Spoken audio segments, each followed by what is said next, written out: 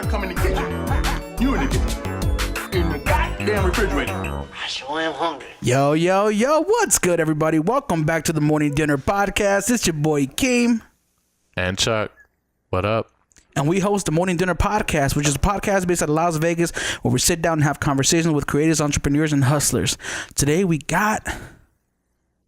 Want to introduce yourself real quick, bro? Yeah, sure. This is Jean-Pierre Bourveau. I'm the founder and CEO of Genie Payments. I didn't want to mess it up. I didn't know if it was Gene Pierre or Jean-Pierre, because it sounds a little Say French. it again. Say the Jean-Pierre Bourveau. Le Bourveau. Yeah, you gotta say it sexy. That's French, right? Yeah. You gotta put some rasp into it. Le Bourveau. Yeah. Jean-Pierre Christophe Le Bourveau. There we go. Damn. Yeah. And you are the founder and CEO of Genie Payments. Yeah. Where some fucking magic happens with your business. Dude, what's all that about? What is Genie Payments for people who are tuning in and don't know? Genie Payments is a processor. Go by a few different acronyms. We won't confuse you. So credit card processing, debit card processing, a little piece of plastic rectangle that you use to pay for shit. Yeah. With money you don't have. With all the numbers on it? Yeah, all the numbers on it. Yeah. Yeah. So we accept those kinds of credit cards on our little terminals inside various businesses. So whether it's a restaurant here in town or a donut shop or a clothing store, it doesn't matter. You accept credit cards, we can help you. Now, what sets Genie apart from the rest of the competition? Man, everything. Nobody is doing the shit that we're doing. It's just like people are offering credit card processing. How can I beat the other person's rate? There's no competition there. So I found something that's a little bit different where we can offer the credit card processing for nothing. So it's $0 to the merchant, to the business owner. Okay. And then we do marketing, advertising, coaching, consulting to help them actually grow their business with all that saved money, because we know that you're just going to fucking blow it on nothing. Right. When you say $0 to the merchant, so you're saying like, cause I just recently went to a store, and I had to, and even gas stations, bro, if you use your debit card, they charge you 30-cent transaction fee or whatever it is. So Genie Payments makes it so that the merchant, like a gas station or whatever business it is, doesn't have to charge an extra fee for that. So they're still charging the extra fee for that. I'm gonna take my hands off this table. I'm shaking the mic. Bring it all down. So just like you would go to a gas station, right? Yeah. Like Arco has that 35-cent fee. Right. Okay? Right. Chevron, Texaco, Shell, like they're usually like a 10-cent disparagement between gallons. Like if you're paying cash or if you're paying or like cash or PIN-based debit, or if you're paying credit. Right. It's $10 difference. And that adds up. And like by the time you're done pumping gas, it ends up being like 3.5%.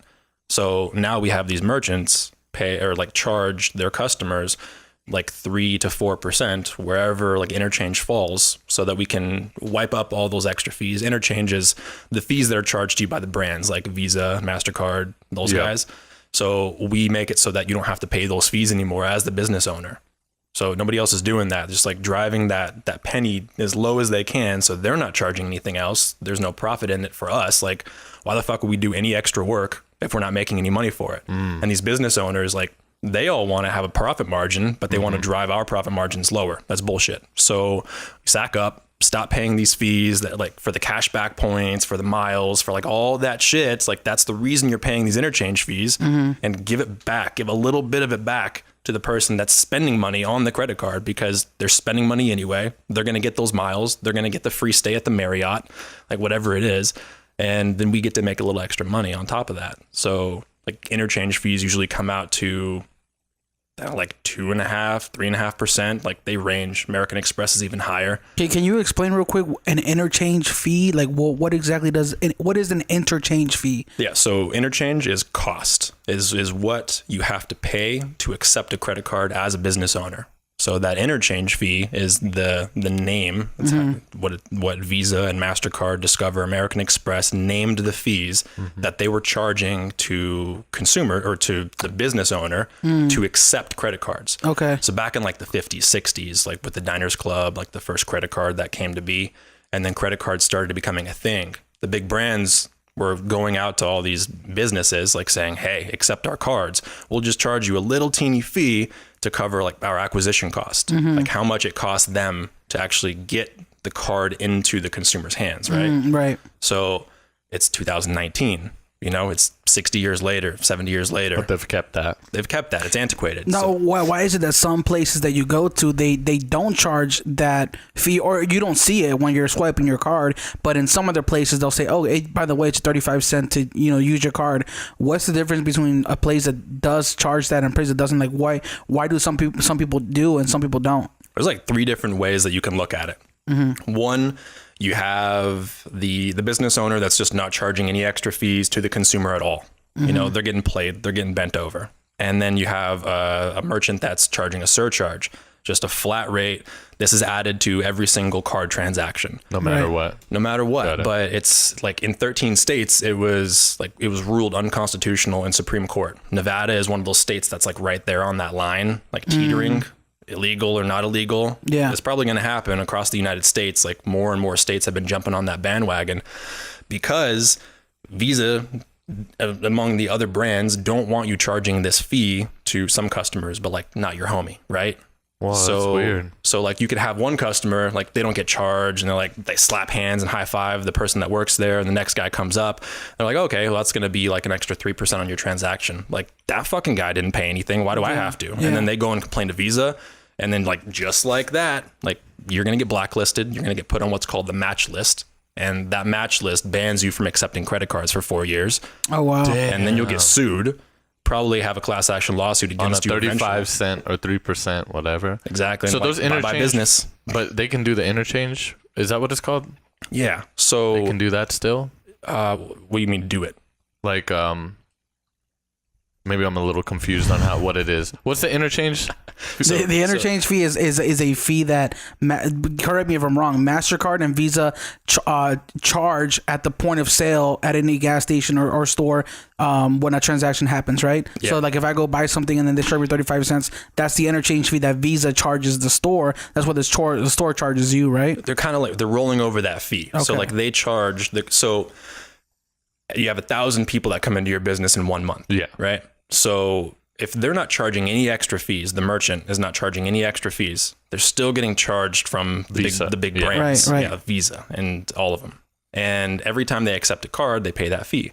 So cumulatively for 1,000 customers, like say you're processing 30 grand a month as like a normal small business, it's about average, and you're paying like $1,200 a month in fees.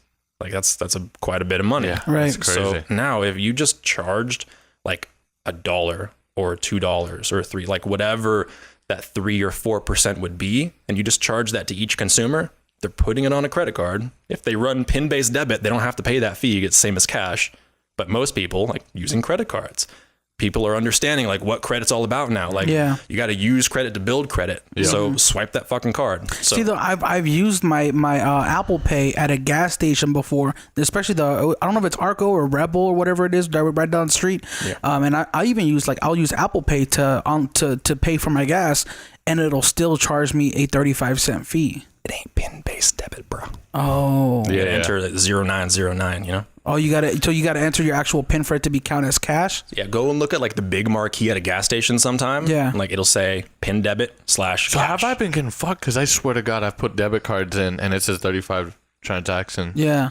35 cents and I put my PIN in. Wait, Arco charges me. I haven't been to Arco in like so 7 can I get years or something? Blacklisted if they do that to me? Probably not. Hey, I'm gonna blacklist you. The funny thing is that surcharging, even though it's illegal, so many customers are doing it. Like California, neighboring state, they're still surcharging. Like I went and camped on the beach, like woke up, went and got a coffee in the morning, like a few months ago, and there it is. Like they're surcharging a fee. Yeah. But you can't do that in the state of California at all. Yeah. But like in other states where it's not illegal, you can actually go on Visa's website. And you can like fill out all your information, open up your business, let them look at all your numbers. And as long as you haven't been surcharging before, you can sign up to start surcharging. Oh, wow. But the thing is like, it's like user error. So that's what we're worried about. We're worried about the merchant or an employee not charging just one customer. Because if one customer doesn't get charged and they get pissed off, like everybody does, like I just had some fucking asshole like complain about something that I was building on my property, and now the city's giving me all sorts of shit all up my ass. Oh man. And people just like to complain. People like to be that troll. Right. So as long as you're charging every single customer that surcharge fee, then you're probably good as long as you went through Visa. But if Right. you've ever surcharged, you like, oh, I got this bright idea. Like I'm going to start charging like $3 or 3% per transaction, but you're just doing it on your own. Yeah. And it's like, there's a gun shop here in town that's doing that. They're surcharging. And like I go and I talk to the owner and I talk to the GM. And it's not through Visa or MasterCard? No, they had no idea. So I'm explaining this to them. Like, dude, like you're charging 3%. You're in a high risk area. You're selling guns. I'm not going to name them because I don't want to call it. Yeah, of course, dumb. But like he's still charging that surcharge. And I'm like, dude, you got to get on cash discounting, which is like what I do. Right. So you're basically taking the surcharge fee and you're putting it inside of software. So, and a couple more things change. So instead of just like, there's this fee on top of your card, cash discounting is like, you see all these prices up here, those are your cash prices. Now, if you pay with card, there's going to be an extra fee on top of that, but it shows up on your receipt as a line item, like where you write in your tip.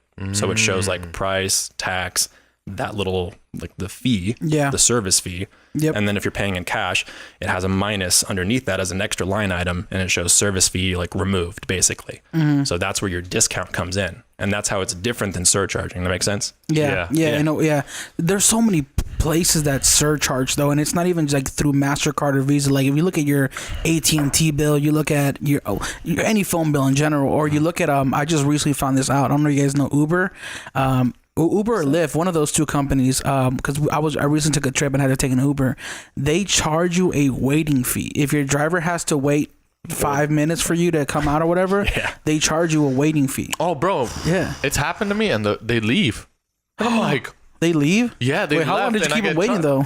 I don't know. I swear it was like 2 minutes, bro. I almost missed a flight over that shit And a I couple was days like, ago. whoa. Man. Yeah. Like, waiting at my house with my girlfriend. It's like 5 o'clock in the morning or something like that. And we're getting ready to fly to California. And we order this Uber.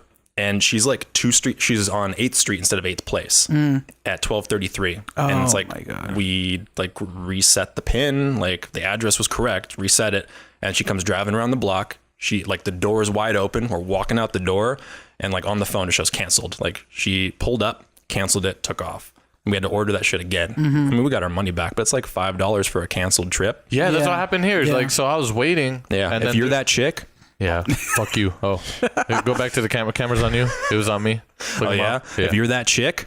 There you go. Sorry. Yeah, I gave you 0 she had stars to for know. that trip. Yeah, some dude like pulled up to the business side because you know how. Oh, yeah, bro, I was just he was about to tell you waiting about there. that. He didn't call me, didn't do anything. So I'm waiting there. I'm like, where He's is like, I'm this fool? outside the church. And then it says canceled, and it says $5 charged. Church? You don't go to church. No, Go to church there's a church right behind our house. Yeah. So, and the thing is, I You don't don't know go to why. Church of Jesus Christ of Latter-day Saints. That's what it is. Mormons. But The only thing I like about Mormons is polygamy. there you go. Hey. I don't even know if that's a. I'm kidding. I can't I have don't even one know girl. if that's a. I don't even know if that's a thing anymore though. Isn't that illegal now? Like, It's illegal, but I mean, people still do illegal shit all the time. Wow. I ran like 6 stop signs getting over here. I sped on the freeway, changed lanes without signaling, flipped somebody off. allegedly. On camera.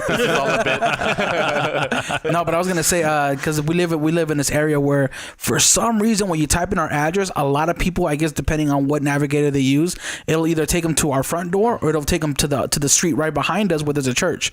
And like I always get, because I do a lot of photo shoots out of this house, people always text me, "Hey man, I'm here. Is it a big white building?" I'm like, "No, that's a church." Like, It shows Jones Circle over there too. I don't know why. I don't think it's the Jones Circle. I think it's just the area.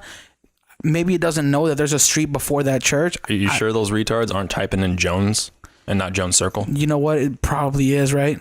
Yeah. Yeah. I mean, like, So you think? Yeah, you're right. All I think people are just fucking shit But up. if It's like, it goes back to that user it error. sucks because like if you put it in, if you look at the Google Maps view, it literally shows behind the house. And I'm like, that's why I got confused. And I was like, what the fuck? Yeah. Like Google was tripping out all the way over here. Good So- thing I know where I'm going. So I have a quick question.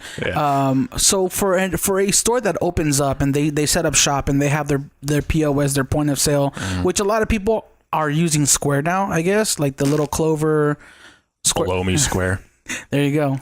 Wise words. They're using that, and so I recently went to like a little Mexican shop to buy like a drink, like an agua fresca. You know what I mean? Like agua de fresca. agua fresca. You know? I just wanted the water. And it's gonna be like $3, and she's like, "Oh, it's gonna be another 35 cents." I'm like, Really? And I struggled to find the cash, but I found the cash. But yeah, I was like, why is it that a company that's advanced at Square, like you still have to charge a 3% fee, or is that shop just charging it to be an asshole? That shop is charging that fee. I wouldn't say to be an asshole, but to cover that 3%. Yeah, because I mean, you run a business. Yeah. And like a lot of these businesses, man, like you would not imagine how high the overhead is and how low the profit margins are. Yeah. I mean, you're looking at like 10, 20, like 30, maybe like 30% on some of them. But well, I use a Invoice to Go, which uses what's the name of that company? Stripe to handle the payments. Stripe and PayPal. And anytime I send an invoice to a client, it'll always charge a 3% plus 30 cents or something like that. Which is like the norm, right, for most transactions? Nah, I mean, like everyone's different, but you got to cover interchange, and then they cover that per transaction because they don't know if it's going to be a big ticket, like a big transaction, or a low transaction. So basically, how they set up your account is when you first set it up, they will ask you like, what's your average transaction amount going to be? And if it's less than $17 and change, it's low ticket. You just call it $20. So if it's less than 20, it's low ticket. If it's above 20, it's high ticket, which changes your pricing model, how they charge you. Yeah. I didn't know that when I was setting it up. Yep. So can I change that now? Probably not. Whoa, that's like, because of my average. I mean, I don't know what my average invoice, but like most of them are like usually from 150 to 500 on an average scale. Pennies. So it's like, you know what? Nothing. 500 pennies. pennies. 500 pennies. Well, it just depends on the business. I mean, I've sent invoice for thousands of dollars before too, but it's like it just depends. And 3% out of, if you're sending a $1,000, $2,000 invoice, comes out to be a pretty penny. You know what I mean? Yep. So let me ask you this: what allows Genie Payments to not charge that interchange fee? It's just like cash discounting, like the gas stations have been using since the 60s. Like they've never paid that fee because they're too fucking smart to. And most people are just too fucking dumb. Like they just don't know. Like, or let me say ignorant. Like most people just don't, like they're not educated in this thing. Right. And it's like, okay, you're trying to run a business. Like you trying to be friends with everybody? No. Like you trying to make money? Yes. Like, so when you get that through your head, then let's do business. But how I get around it is I just observe, like, okay, what are they doing? How can I do that? So you find out how to do that. And like cash discounting became a thing to like the regular businesses, like small businesses, like 95% of businesses, like 7 or 8 years ago. Now you're gonna have to explain to us like we're stupid because Yeah. so, like, you say cash discounting. Hey, look, I don't what's the word I'm looking for? See, I'm fucking stupid too. Like I don't put myself apart from you guys. I think I'm dumb as a box of rocks, but it's like I'm educated in a couple things, and that's what I talk about. Very educated. I like to be humble. That's why I was like, if I don't know something, I'm gonna let you know. Yeah. Because I hate for the question to come back around. Yeah. Remember when I said this? Because I remember back in school, I used to be hella scared. I was like, I ain't gonna raise my hand to look stupid because I know I don't get the answer. I'll raise my hand to look stupid every fucking time. I'm never stopping.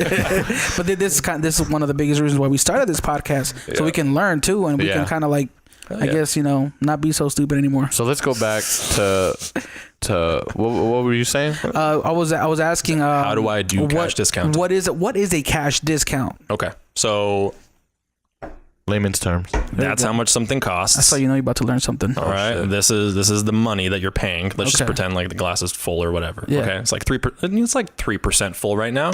So this 3% full glass. I know mathematician, but that's bad. Can you pay for that? No. Okay. So get the fuck out of my store or pay cash. Like, right. It's cash discounting. Right. Okay, so if I use a debit card, you would still have to charge that percent. If you're using a debit card and not PIN-based debit, yes. And most businesses, like, we don't even set them up for PIN-based debit anymore. Yeah. Like we're trying to like get them to pay cash. We're trying to get them to pay card. So if you use just a debit card, so cash discounting is just, let's say that it costs every merchant 3 to 4% to accept a credit card. Yes. Yeah. Okay. Or a debit card that's not PIN-based debit. All right. So now when they accept this card, they're still paying for all these fees for like the cumulative amount of every single transaction throughout the month. Comes out to hundreds or thousands of dollars depending on how big you are. Like if you're processing 100 or 200 grand a month, like a sushi restaurant that I do business for. So they're processing like 150 grand a month and they're paying like $3,000-$4,000 a month in fees. and he just refuses to switch over to cash discounting. I don't want to be one of the first sushi shops, like blah, blah, blah. Like, okay, cool. I get that. I totally understand. It's your business. You want to run it the way that you want to. But guess what? You have a great product. People love coming to see you, like for the atmosphere. They're already using a credit card. They don't care if they have to spend an extra 3 or 4% on your $60 tab. Like, that's not the point. But that's all cash discounting is we're putting the software that adds the fee inside the terminal that you're using, and it automatically charges that fee.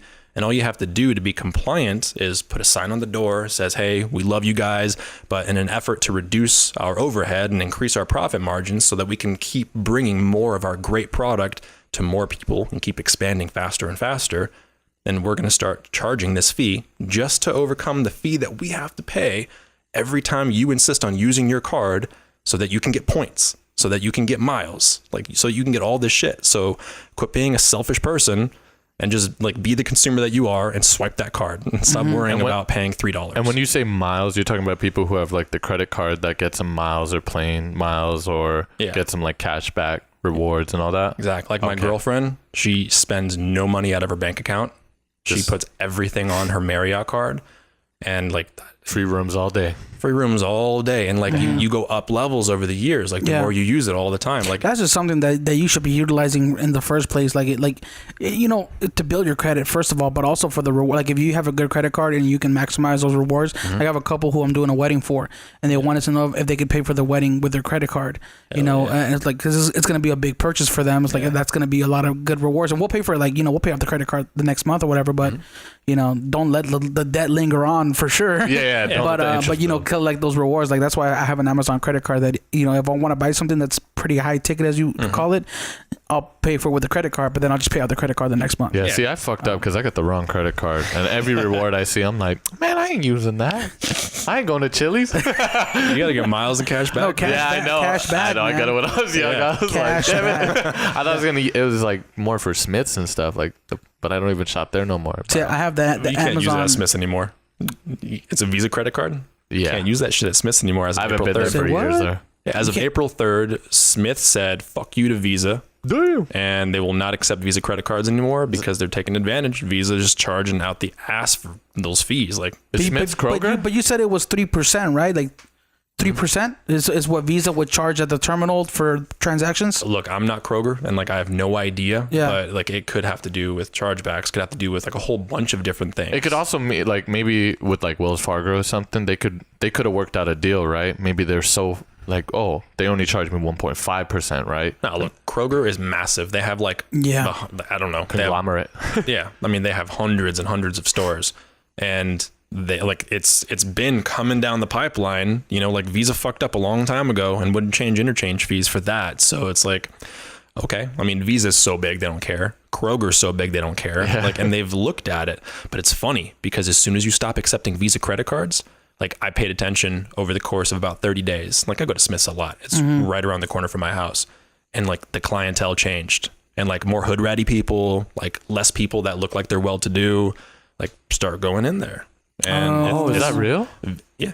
Damn. What do you mean? What's real? Wait, like I didn't know, like more or less? like certain credit companies, more hood people, Yeah. less people that look like they're well to do. I'm just talking about income levels, right. But like people that look like they live in the area that are just hanging out, like on welfare and shit, like people that don't have a Visa credit card, look like low class, like low income people, like lower class people, like because let's be honest, there's no middle class anymore. So it's like you're broke as fuck, or you got a bunch of money and you're growing that shit more and more and more. But it's like the people that have the low income, they don't know how to use credit cards. Like I didn't know how to use credit card when I was younger. It's like, it's cash flow, you know, like you use that credit card, you pay it off before the cycle end date. So you're not getting hit with all those like those fees. Ooh, bro, I have a credit card. Pay it off the day before. I have a credit card that's 24%. So the thing is, it's just, mine are pretty high too. Dude, you have MasterCard and all that, right? So there's like, what about those? Is Visa just like the biggest one? It's just Visa credit.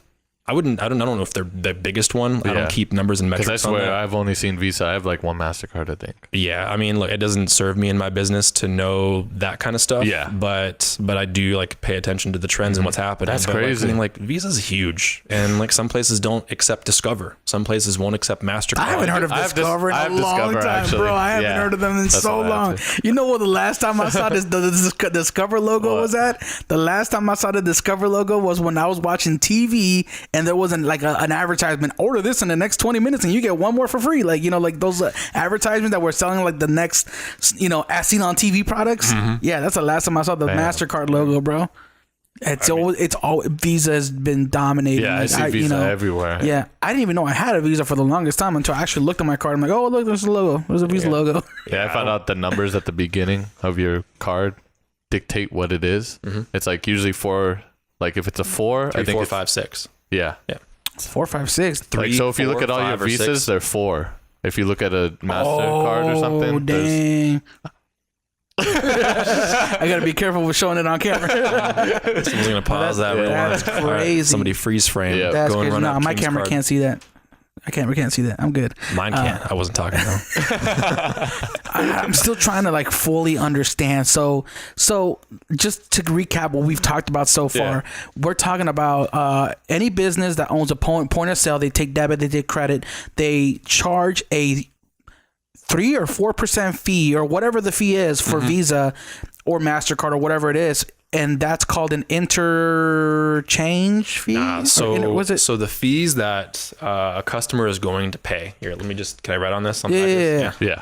All right. So the fees are broken down like this. So you have your cost, Yes. which is also known as interchange. Okay. Okay. And then you have like me. So you could refer to me as an ISO or an MSP. So independent sales organization, merchant service provider. Okay. Okay. Yeah. So that's just the designation that Abuelita's Taco Shop. yes. There you go. Can we just write that? I think I used to do processing for them. All right. So yeah, the owner's like brother's a dick though. So fuck you too. I don't forget shit. Okay, so cost interchange. All right, so that is going to range from like 1 to 5%, depending on what kind of card. Damn, you're accepting. 5%? Damn. Amex. Whoa. Okay, because people that usually have Amex, like I got shitty credit now. Yeah. But like my credit was great, and like it's back on the up. You know, I buy a whole bunch of shit in the house. Blah blah blah blah. But So you're getting like- an MX card sent to your house? no, Oh. they dude, my credit was stellar for years, and like called them up, like I was on another account as an authorized user. I had like I got a prepaid Amex debit card. I'm Amex Serve, and like hit them back up, like 750 credit score. Got like all this credit available, none of it's being used. Like got like aged accounts. They just said, fuck you. Like, how about this Serve card? Whoa. Whoa. Yeah, so I don't know. Maybe I pissed them off before or something. I don't really care. But Probably Googled your name and found out what you were doing. maybe. Oh, fuck this guy. I mean, look, you're still getting your fees Amex, so why do you care? But anyway, so you have cost and Right. interchange. Interchange same fee, thing. 1 to 5%, depending Yep. depending on the provider, whatever. And then depending on if you're low risk or high risk, like if you're selling guns or you're selling Weed. Well, wait, actually, dispensaries, like dispensaries don't that's high charge- risk. I guess Planet, what's it called? Planet 13 does, right?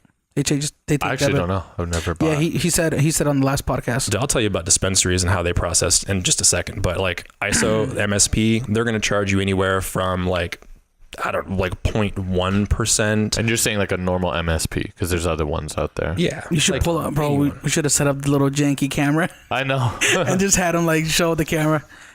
And so, Oh, you can so like pull it up. 0.1% up to Put a photo in the bio. For this. 4%. All right. Okay. So like you can pay anywhere from like 1%, 1.1%, all the way up to like 4 or 5. Like reason why Square charges like 2.75% or something like that. Yeah. They know their target market. They know who's going to be using this, utilizing as a merchant, and they know which consumers are going in there. and they just monitor those accounts, and they have to make sure like there's a little bit of profit in there for us. And then we provide all these other services, and these other services, they provide a lot of value, and people are happy paying that 2.75%, you know? And that's just the fee that they charge because they're Visa and they can do it. There's no actual what's it called, cost for them to offer their services. Like, so Visa charging that 1 to 4% or 1 to 5%, they're just charging it because they're Visa.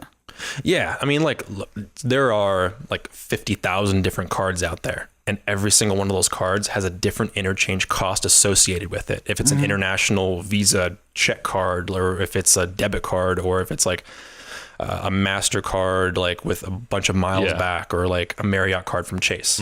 Every single one has a different fee associated with it. And it has a different fee associated depending on how you're using that card for transactions. If you're using it overseas, if you're using it in a different state, if you're using, like, depending on what you're doing, right, different interchange fees. So these fees add up. So you have two sides of it. You have your cost from the brand, and then you have this fee. And this fee doesn't just pay me. This fee pays me. It pays the issuing bank. It pays the processor, like the person who's actually processing, not the middleman like me. So we're talking like First Data or Esquire, like they're a bank, but they're also the processor. They're the one running the transaction. Right. So it's like there's this like crescendo, like every time you run a transaction, the transaction goes from that little terminal to the ISO to the issuing bank to a processor to the big brand, and like back on down the chain. Sometimes it can have more, sometimes it can have less, like different interactions. And it gets all the way up and it says approved at Visa or MasterCard or whatever. And then back down the chain, lets everyone know approved. Like that's how the transaction works. And you just asked me a question. I forgot already because I was so concentrated on this. Sorry. We'll get back to it. So anyway, like that's where the fees come in. And we find with the clients that I work with, if it's like a regular low risk, if we're going to a gas station or just buying something retail, like that's that kind of business, because when you talk about retail, it encompasses pretty much anybody that sells anything. So like a basic like retail shop that's not high risk, you're looking at probably paying between 3 and 4%, like with or without cash discounting. But what if you're high risk? If you're high risk, you're probably paying like 6-10%. Really? You can go that high? Yeah, I had an account. Damn, that's crazy. Guns aren't cheap either. No, dude, like I had one, I was paying, not me paying, but like I had this merchant set up paying 15% because he was paying 30. Like, so we cut those fees in half, and you're stoked because you're only paying 15% now. But there's like no overhead on really much of anything else. 15%. So it's like 15% minus another 20% for like paying employees and shit like that. And then you're left over with like 65% that's profit, like, which is really good even for a high risk thing, but like high risk, high reward, you know, like who's going to let me do processing for them? Right. Like you asked about dispensaries, you're talking about dispensaries processing. So dispensaries, if you're watching this shit, listen up. I can do processing for you and not fuck it up. Like you don't have to lie about who your name is, like what your name is, what the business is doing, like the state, the generalness of your business. That's not a word. But like you don't have to lie about any of that shit. We can get you a bank account that's not going to get shut down. Like if you've had funds held, if you've had someone blowing smoke up your ass, like saying they're going to get you an account and you never hear from them again, or they do get you an account and before you even process, they get shut down, or you get an account and you're actually processing and they're holding all your money in what they like to call a rolling reserve. Like I know guys that have millions of dollars held up, like just in rolling reserve because it's high risk, because they don't want to, meaning the bank or the processor doesn't want to risk like a whole bunch of chargebacks and like bullshit like that. It's like, and where do those chargebacks come from? People just charging back money. Like, hey, I bought this weed. Oh, what's that transaction? Like I did that one time to Thrive Dispensary. Like I went over there and used my card and I got so high, like didn't even realize. And like I have my assistant go through like being online and making a whole bunch of little purchases online all the time. Like the nature of my business, patronizing a bunch of people.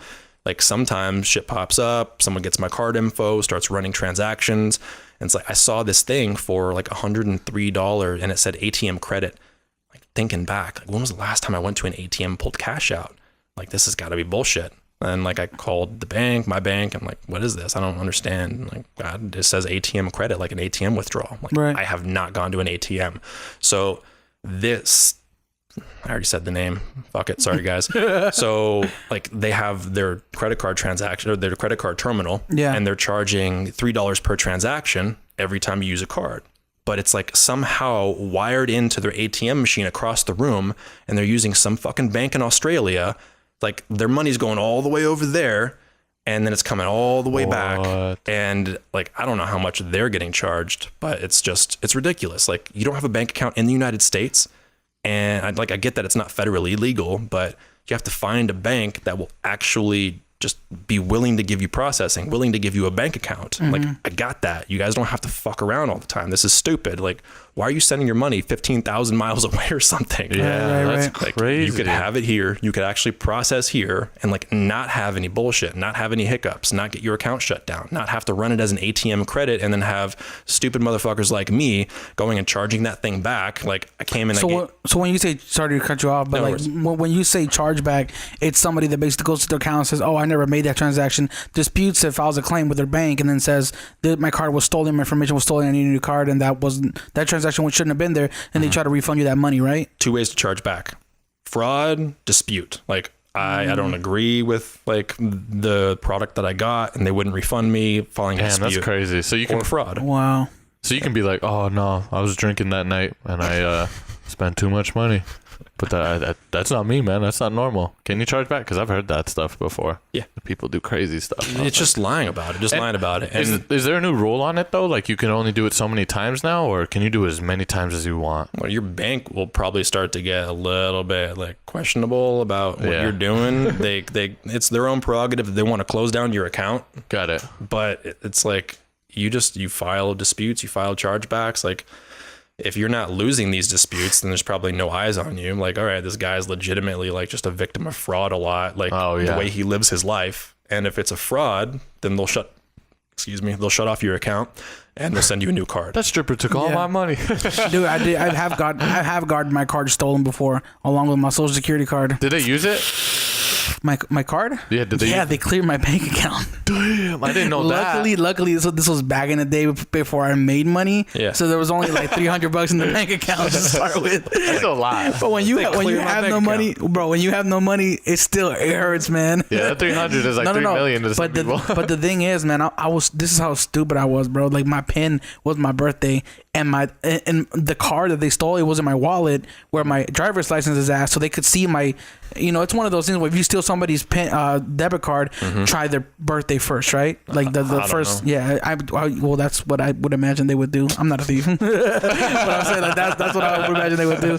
But yeah, I had to file like a claim with the bank, Wells Fargo, and it was like a process that took like 2 weeks, and we had to go like they had to ask permission from their headquarters to like give me access to the security camera footage, and they found it. It was like some dude that just started breaking into my car one night when I had for once in my life left my wallet in my car, and then Dude, leave your social security card at home, bro. I know. I needed to get a safe. I remember like one of my jobs I went to, they were like, why don't you just have it in your wallet? I was like, Whoa, what? fuck?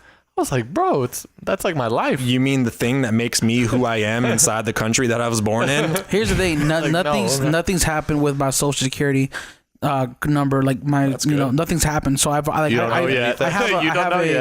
a fraud alert on my account. So if my number's ever used, I get alerted immediately.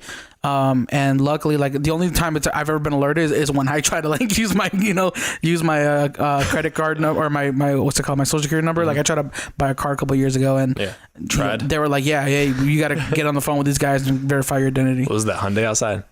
No, no, it's the 4Runner. Toyota family, bro. That's my dude right there. Yeah, I got that FJ. I got that piece of trash. I wish I would have taken his route. This is the Hyundai? Yeah. That shit's going to get around for like 1 million miles, dude. Bro, it's crazy. I just got it fixed because I have a homie around the corner. Does all my repairs for super cheap. Yeah. That's and great, Chuck's actually pretty smart. He pulled the timing belt out and he's like, dog, this is the original timing belt and I have like 163,000 miles on it. I was like, oh, fuck.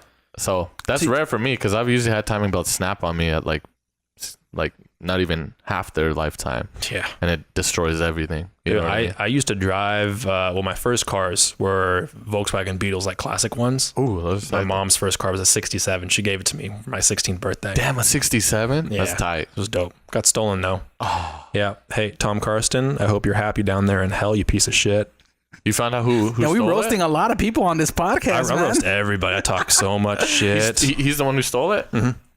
Yeah. So you can hotwire those cars super easily, or? No, he didn't like really steal it. It's like it was he stole it but didn't steal it. It's like parked it at his shop. I've known You the could dude my steal- entire Oh, life. Look, Like, man, you can steal any car automatic. Like if it's a mechanical car, or if it's one of those digital, like you can steal anything could be stolen. I feel like have you seen those videos on Facebook that circle around where it's like these dudes have these machines now where they can take the information from your key fob, because most people put their keys right next to the door, and then like sends out that Bluetooth it sends out that Bluetooth signal. They copy that like signal. whatever the signal is. Yeah, and then they take. I did not know that. They go to their Tesla, and then boom, it automatically starts because you have Bluetooth. that. It's just a radio frequency, but yeah. Whatever I that just needed to is. correct myself. That's so crazy, man. He's like, oh, before You people ain't start talking safe. shit. You ain't safe no more, man. You got to use that garage. So wait, Dude, you he- gotta wrap your shit inside aluminum foil. Just wrap your phone in aluminum foil. Wrap your wallet in aluminum foil. Don't ever take it out. And like you have to spread jelly on it too. Like some reason the sucrose, it creates this barrier He's on fucking top. with me right now. This one was about, When you "Dude, said actually got some jelly." jelly in the fridge. Only raspberry though. Wait, going back to that story, you said you bring it to a repair shop and then he took it. Oh from yeah, there? yeah. So my mom, like her first mechanic on this car, on the 67 Beetle, was this dude named Tom Karsten who owned Classic V-Dubs with his son Shane Karsten. And That's not out here though. it is out here. Oh, Yeah, they were. Are they still in business? No, not anymore. Okay, Yeah. that's probably why. Dude, it was crazy. Like a year or 2 years after that happened, like I had a lot of hate because of my mom's first car. She gave it to me. It was my first car, and like he said, "Why don't you just park the car at my shop?" Like it, like gentleman's handshake, gentleman's agreement. Like just park the car at my shop. It's 2 blocks away. It's like instead of leaving it outside, you don't have a garage. Like I live downtown on 7th Street, and it's like no garages. It wasn't a thing. Like historic district, so I park it there.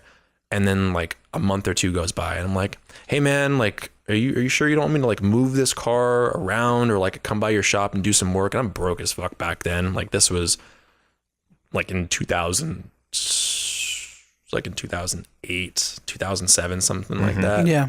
And he's like, no, whatever. And then like I come by one morning. He's like, "Yeah, I sold your car." Like, what are you talking about? What? man? Like, You said just nonchalantly. And yeah, so I went down to the DMV, like I went and filed a lien on his place and like fought the shit. And No. so I don't know. I was a stupid kid. I was really dumb. So he sold your car without your permission. Well, how did he sell your car? Yeah, how did he? you do that? Didn't you Don't have the the license or yeah. the title? Sorry. nope, gave it to him. What? Yeah, I was just like, I was so dumb. Like my mom's known this guy my entire life. Yeah. And No, it's like, that I makes trust sense. This though. dude. That's not I dumb. trust his son. That's just, Like I'm going in there hanging out all the time. And It's Yeah. just really fucking stupid. He's like, "Yeah, just like leave the title with me with the car. Like, I mean, the title's in the glove box. Like, Yeah. just leave it there." Like, sold the fucking car. It had original MP Sprint Stars on it, all steel, like those things in the shitty condition they were in. I had all 5. They were worth $1,000 a piece. And Wow. it's like original showroom model, had this walnut steering wheel, walnut door poppers, walnut shifter knob. Like it was a dope little car, No man. I'm way. gonna find that thing one of these days. How many I still miles did it the have on steering it? wheel. I mean, I had just put a brand new motor inside it, brand new transmission. So it's like Ooh, damn, dude. whatever. I was dumb. So that's why I stopped being dumb. That's Yeah. why I talk so much shit, because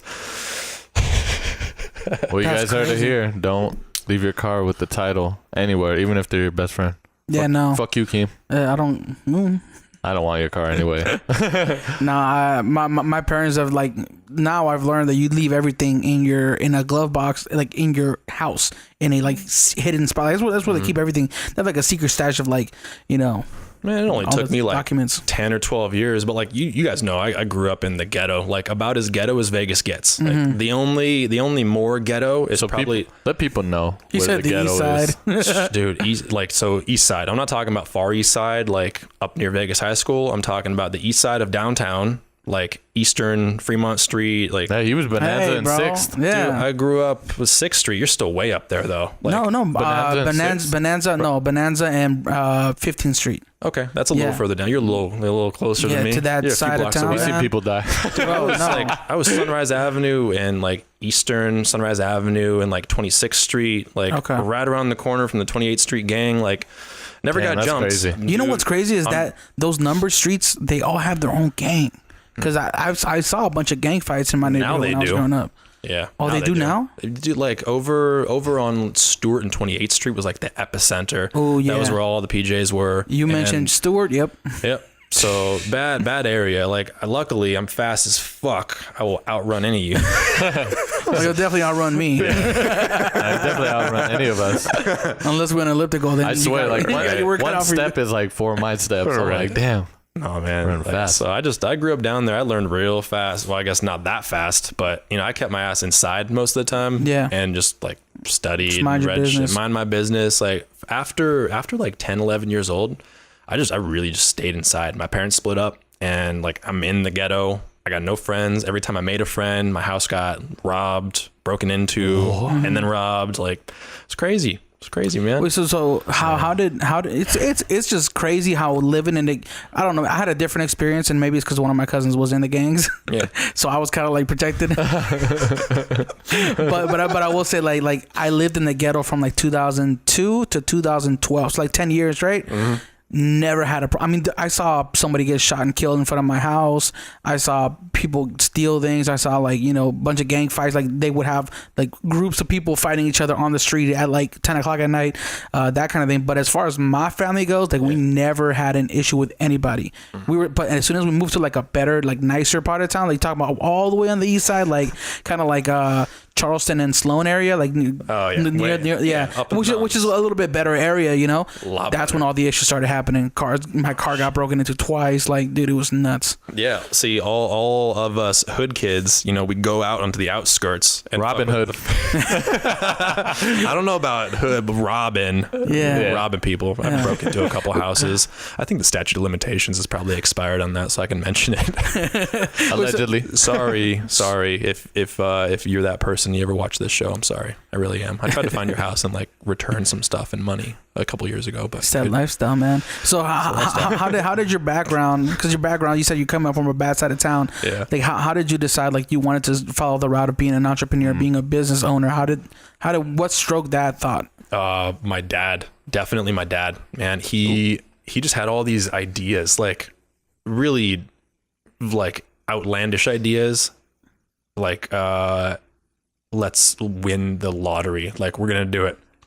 I got the number in my head, said like another like 200 million adults like before that have purchased lottery tickets, and like obviously this shit never worked. And then like, oh, I got rich friends, and I got to convince these rich friends to go and like deposit this money in this Swiss bank account, and like that's gonna make us fucking rich. We're gonna make like $1 million off of that in 1 year. I'm like, oh, cool. And I'm this like 11-year-old, 12-year-old, 13-year-old kid. I'm like, that sounds great. Like, make that happen. Yeah. How do we do that? Like, Yeah. what can I do to help? And it's like that help thing. And like I was in Cub Scouts and like quit because I fucking hated all you people. And then it's like I got this like constant skepticism. I have to fight to keep my left eyebrow down because I'm just always like this, like, what are you up to? Because I know I was up to some shit. But it's like always scheming and like figuring out ways to hustle and make money, because like we were just talking about like no middle class, and like middle class hasn't existed since I was a little kid too. It's like you're either broke or you're really, really well off. And it's like you can get to either one, but it's like you're out of that middle class range really, really fast. And you're either back broke or you're like rich again. So it was just him, like all of his ideas, like we're going to be rich. And then he wasn't making it work. Like, sorry, Pop, but like he starts telling all of his friends and like everyone we know, like, oh, my kid's going to make me rich because I'm scheming now. I'm like, what can I do? And then he gets me into ACN. Remember that shit? No. What's ACN? Is that like a pyramid scheme? Yeah, but no, it's like it's a network marketing company. marketing. It's one of the few like Network marketing. That's what they call like it now. Amway, Yeah. like where there's network marketing and there's MLMs and Multi-level like, marketing. Look, network marketing is usually an MLM, but it's like there's some Ponzi schemes. Yeah. Like one of my boys runs, where like maybe one or two people are going to make some money, or like a handful, and then everybody else is not going to make any money. And it's just like, it's the way it's set up. Like you have this great offer. Anyway, I'm jumping into some crazy shit, but but basically like he got me into ACN. Like, this is awesome. I don't really want to sell like VoIP phone. Like those are the first video phones. Remember those? Yeah. Like we have some of those. What are they called? VoIP phones. Voice over internet protocol. It's like IP, the same IP we have now. Oh, wow. Yeah. So it's a phone that's on the internet. It's fucking crazy, right? So it has a little camera on top of the phone that you could talk to people in other people's offices. Whoa, Yeah. fucking wild. It's not even that interesting, bro. It's not even like that cool. But when was this? 2000. It's like 2004, 2005. That's pretty high for back then. No, we still use them at work today. Like at our That's offices. this thing in the middle of like the tables, like the meeting tables. That's like imagine- the speaker. That's like the intercom. And Yeah. that's Yeah, not no, it, you're talking but- about conferencing, like those. No, this is like a VoIP phone is like one of these machines that you just have like that. Here's where you pick up the phone, and on top it just has a little camera that you can see yourself. 2004. That's hype. Yeah. I'd be like that. Yeah, for 2004, Not that's now. awesome. No, that's stupid. So that's what they were doing, and I was like, I don't know why we have IMAX on my job. Why can't we just FaceTime, bro? Yeah, but that's the thing is like now it's just like wireless FaceTiming. Yeah. Yep. The wireless VoIP. So I knew that. anyway, he got me into that shit. I'm like, okay, cool. So I made a little bit of money, made like a couple $100 a month. Like that was cool for a 17-year-old. Yeah. And then I stopped. Like I didn't like it anymore. And like I bounced from thing to thing for a long time. And then I was just like fast forward a lot and scheming and going through a whole bunch of different stuff and trying different things and just like realizing more and more and more. Anytime you're ever trying to make money, like keep that shit really, really close to the chest. Talk about it with like one person. And don't tell anybody else. Yeah. Don't tell anybody else your plans because people are going to try and rip you off. People are dishonest as fuck. Don't put that information on a podcast. No. No. So like keeping the details of my business and how I do everything to a minimum, but like also who you talk to and like who you like. And I love getting out there and talking to people. Once I'm out here, like I love talking to people, even though I talk just like an endless stream of shit. I still love being here, love people, but it's like at the same time, hate people. Like the more and more you're around them, like you are so lazy. Like you just look at the 7 deadly sins, like all you are out there. It's like people just, they want to shit on everybody that's trying to do something. Yep. Or they're doing it themselves. But it's like there's no in between. It's like there's nobody that's just super happy for people that are doing really well, like without some kind of ulterior motive. Yeah, 100%. I know exactly what you mean. Fail so you can fall on your face. Look, I'm not saying that all people are shitty. I'm not jaded that badly. I'm cynic. I do think. I'm skeptical to a very, very high degree. Yeah. But I'm trying not to be cynical. Yeah. Because man, that like it bums me out. Like it definitely can. I try to bum you focus on like people who are actually doing like great things for communities. I'm like, hell yeah, I'm just gonna focus on you guys. So I'm just like, I kind of like drown out all the fucking negative people who I want them to fail low key. I'm like, damn, you guys are pieces of shit. Yeah, man, but I like people get off on being passive aggressive. It's weird. It's like this reals. societal thing. And like I love just talking shit straight to your face because I'm so big. I remember all through high school, middle school, like I'm trying to start fights and like I can't get in a fight with anybody. It's like nobody wants to fuck with the crazy ass white boy, or they're just what like high school did you go to? Who can reach you across the room? Hell no. Right. My reach is like this. Look at that. See? I wish I could see it right now. I went to it's like, Valley, Bro, man. my arms are so short. I can't even tie my shoes, bro. Dude, man, I'm taller with my wingspan than I am standing up. oh, for real? Yeah. Wow. Yeah, it's like I'm 6'7". Just Think about if you learned how to tip use your tip. legs. If you know how to kick super fast. Oh my god, that'd be so scary. I should have worn one of my like infinite number of Krav Maga shirts. I love Krav. Shout out to D. So the VoIP phones were the first hustle that you had, then you started moving on to other things. No, man. The first hustle I had, I can't even remember. I don't know why my memory's so spotty from birth to like 10. Yeah. I got maybe like 15, 20 memories. Yeah. But I was always trying to hustle something and like trade up. Yeah. And like my parents would get mad at me. Like I'm trying to like give away something or like trade with somebody else because I saw the value in that thing. Yeah. But I got my first job when I was 12. I was selling blow pens. Remember those? Blow pens. Is that with the little bubble?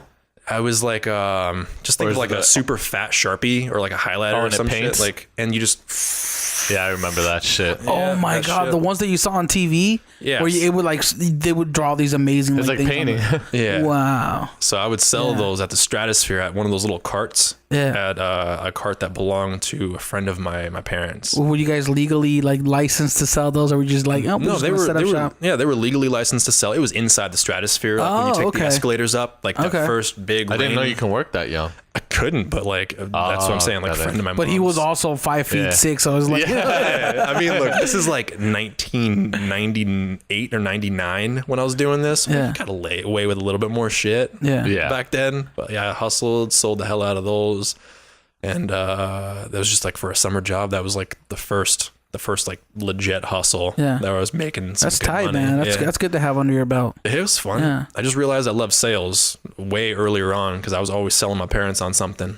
Like, Damn. you got to get this. This is gonna like do this, and this for you. Like Damn, at learn the real age of fast. Like hella don't take young. him to the grocery store when he's hungry. Like fill up.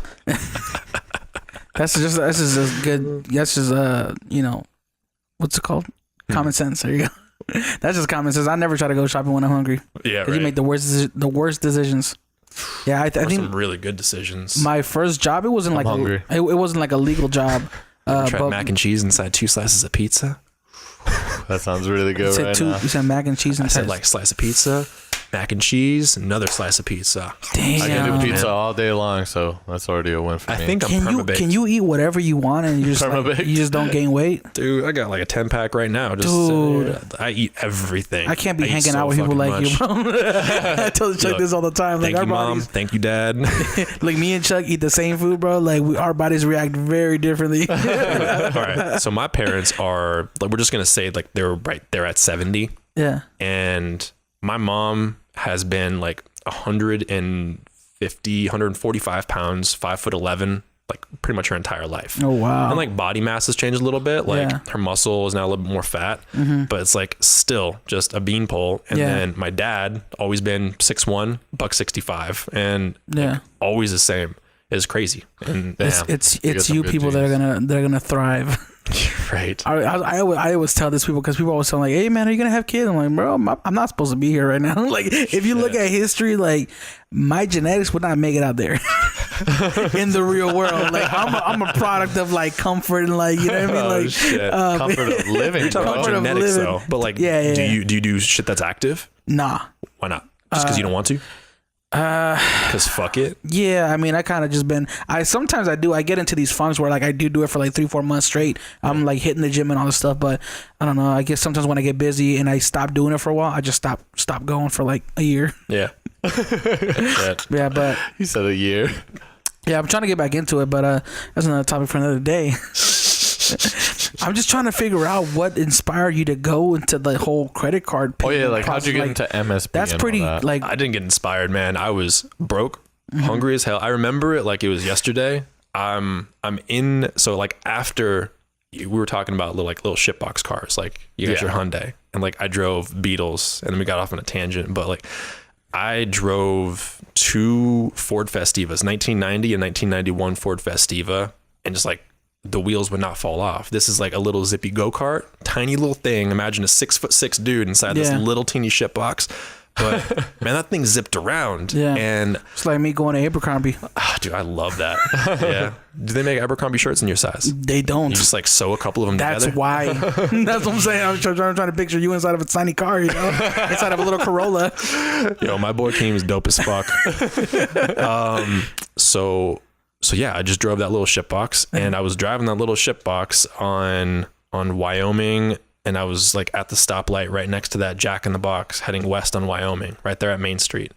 And I'm on Craigslist on my phone, and I'm just like flipping through. I'm like, I need a fucking job. Like, how can I make some money now? Yeah. And there was this thing like I didn't even know it was credit card processing really. It's just like, we set appointments for you. You go and close them.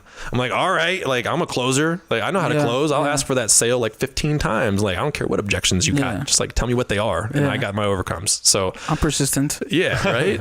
And then I'm sitting there looking at this ad, and they're like make money, or like make sales this week, get paid this week. Like, yes, that's what I'm That's talking how. about. That's how it was advertised. Dude, it's Tuesday. Like, Yeah. overnight me, this laptop that I go and do my presentations on, like, it's a video, do the presentation, close. Presentation, close. Like, 10 appointments a week. I mean, I was going on like 15 appointments a week, and like 10 appointments a week, 12 appointments a week. I'm closing them, like almost every single one. And you said this was a Craigslist job? it was a Craigslist job. Like, what? this company that is no more. They actually they are, but they don't do that division anymore. Yeah. So it's like my boy Lane. He's my manager. Shout out Lane. He's my manager for this job, and I'm making like $340, $341 or something per close. Wow. And because like I'm upselling, it's like from 215 all the way up to like 341. I'm like, you need the check reader, you need this, and like just everything. And like, so the equipment gets there and I install it, because you get paid on the install.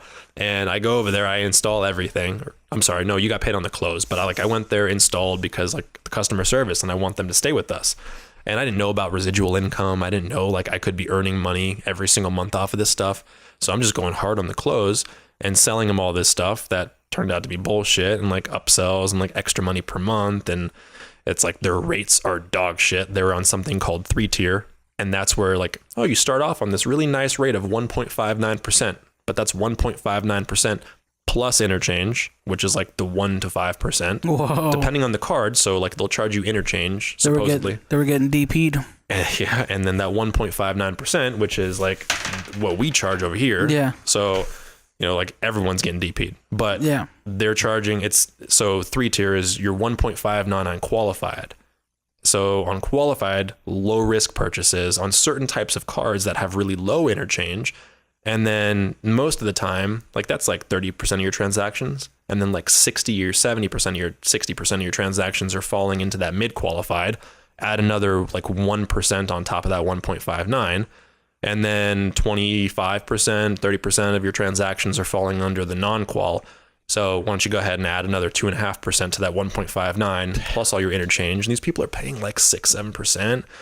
And I was getting paid $341. I'm like, cool. Like I was broke last week and I just made $3,500 this week. And then the next week, the same thing happened. And the third week, it kind of like petered off a little bit. Call up Lane, yo, bro, what's up? Like more appointments. He's like, sorry, like got in a fight with my dad. We shut down that division of the company. What? What? Damn, that's a weird That text. fast? It was weird. Sorry, bro. My dad, we got into a fight. His dad is a little grounded rough me. around the edges. Yeah. And Lane's like a few years older than I am, but like grew up rich kid, dad, like been in processing forever, like a big processor in the United States. Yeah. And like not anymore so much, like a little bit smaller. But like they offer these dog shit rates, and you know, like you're going to have attrition, like accounts are going to roll over. You're going to lose accounts a lot. So anyway, like they shut that down, and then I'm hungry. Like I just made like $7,000 in the last few weeks. So like, let's keep this rolling around. Like I use that to pay off credit card debt and shit. I'm like, oh, fuck, that was the wrong way to do it. So, and then I went from one company to the next, and like I just scouring the internet for all the information I could find out. Like, what are the better rates? Like, how do you get to something that's very clear cut and dry like this, like a fixed rate on both sides where I know exactly what we're being charged? And then like have this bright idea in 2012, and then like, well, I mean, that was a couple years later. Yeah. And then like start my own company and partner up with this dude, and like I just go around town on a rampage, and I'm like, I walk into the business, like introduce myself to the business owner, give him some free gift, because shout out to Discover, like they would give a whole bunch of free stuff, and you can still go on their website, a certain website, and it's like you can order pens and like leather check presenters and like all sorts of stuff that merchants seem to like, and you're showing up with a free gift, and they like it. So you know, I would show up in there, give them some free stuff, and like I don't care what your rate is, I'll cut that shit in half or more, but like I'll destroy your rate, whatever it is. And I just went and I signed up a bunch of business that way. And then like a year later, everyone starts copycatting. I'm like, okay. So like I rest on my laurels, sit back, like let's figure out some more stuff to do. And then like, you know, like we start to get into the story, but like that's how I got into like the way I'm doing it now. So you literally found all that on the internet? Yeah. Like, whoa. You self-taught yourself all the information that you needed to do what you did. Yeah. Yeah, I mean, like, there's nobody else teaching me. And, like, when it comes to money... I thought you would have talked to Lane. Like, hey. Nah. You know, look, Lane is a good dude. Lane's one of my homies. Like, his dad, like, relates to... Like, I can relate his dad to my dad a lot. He can relate my dad to his dad a lot. Like, my dad's broke as fuck. His dad's rich as fuck. Like, so there's a disparagement there. But, like, the point is, like, how we grew up with our fathers. And it's just... Like, Lane's a cool dude, but he grew up with that, much like I grew up with that. And it's like, we don't want to divulge. Like, as much as I love Lane, like, don't trust him. You know, like, I trust him a little bit. Yeah. But, like, I trust one person. Right. And, like, everybody else, it's like, you got a little bit there. I feel you. And it's, like, enough to hang out with you and have a conversation. But it's, you. like, always the eyebrow. It's like... That's why I say I live with Chuck, but I wouldn't invite him to my wedding. Whoa, fuck you, dog. Yo, that's fucked up. I'm just messing with you. That's, You ain't even get him married. That's the kind I know, bro. That's the kind of love we have, though. You know, we joke around, Yeah, we talk dark humor, talk shit. Dude, I love the dark humor. All day. You gotta be All careful day. with it on Yeah, out here, though. You know, like, With what? safe culture. The just what's it called? people. Safe place PC. culture. PC culture. Yo, fuck being politically correct. That is what's making the world a big, gigantic bag of pussies. Yeah. Like, everybody's a fucking pussy now. Everyone's complaining. Like, Yeah. how did we grow up watching South Park and The Simpsons? Yeah. And and Family Guy and like, And then all of a sudden you can't say anything. like, everyone's offended over everything. Like, Yeah. triggered. Like, I'm triggered over the fact that you're triggered right now. Yeah. Yeah. Like, why are you upset It's at just me? a big Like, loop Yeah. now. Because, it's like, a big fucking yeah, loop, I don't bro. know. Yeah, people need to calm down a little bit. Live life. People aren't gonna Enjoy calm down. life. Life is a game, man. Like, you just got to play that shit. Yep. But it's like, it's your game. You play by Yeah. your rules. You do whatever it is that you want to do. And it's like, fuck everybody else and your rules, as long as you're not hurting anybody. Yeah. That's the whole thing. Don't hurt. Or like, if you want to hurt somebody, then just like do the shit so nobody finds out about it. You know? I don't know, man. I see both two sides. I see two different sides of it because like I can't speak on like, you know, mental health issues because I don't feel like I've gotten sad. I've gotten, you know, as we all do, we get pissed off, we get mad, we get angry, we get sad. And sometimes those sadness periods make you like depressed temporarily. Like you're all like, oh shit, like I really don't see the point of doing this anymore. But then it's like, we all go through that shit, but it's like, okay, so now we're created this culture where it's like, we got to be mental health awareness, and we got to make sure that you don't say things that could affect somebody a certain way. And it's like, damn, like, is that something that just recently started happening, or like, have people just, you know, like, has the culture just kind of like weakened itself to the point where like people just don't know how to deal with things anymore because they don't have to deal with things. And now it's like, whoa, I don't have. There we go. Yeah, You pull up the phone. Exactly. And I feel like that's contributed to the whole, like, people just kind of like, okay, well, I feel like I don't need to see that. I don't need to hear those words. You know, you're bad. I'm going to block you, you know? Yeah. That Look, kind of lifestyle. people contribute to that bullshit. Yeah. Like, people are getting soft because people want to get soft. People want to be coddled. They want to be taken care of. But like, when you give someone a title to fixate on, like, oh, you got ADD, and like, or like you're diagnosed with ADD, or you're diagnosed being bipolar, like, fuck all that bullshit. I get that there are really, really crazy people out there, but all these designations, like, if your kid gets tested in school, in elementary school, like, they're allowing kids in certain areas and certain demographics to be tested for mental health, and you can't not put them on that drug. Like, if you're diagnosed with ADD, like, and they want to give you Ritalin, like, you have to prescribe your kid Ritalin. Whoa. Or your kid can get taken away from you. You have to drug for your real? kid. That's Yeah. crazy. I didn't know fucking that. We were talking to Tony Lee, full-time Tony. He Yeah. said he was on Ritalin. Yeah, I didn't know though. Yeah. Did you? I didn't know you couldn't. You couldn't. Away Yeah. If you don't give them it, I wouldn't want to give my kid that because I just don't, to a certain extent, just don't believe in that because I'm like, I feel like some kids are just sporadic and weird. Like I had some people, you know what I mean, Yeah. that were like, oh, my kid's acting weird. I think he has ADHD. I'm like, dude, that's just what a kid does. Kids are fucking hyper. They are hyper. Bounce from thing to thing to thing. Everything interests you. That's why you see when you're younger, like, you stand up, you walk around. That's not because they're ADHD. That's literally just a kid.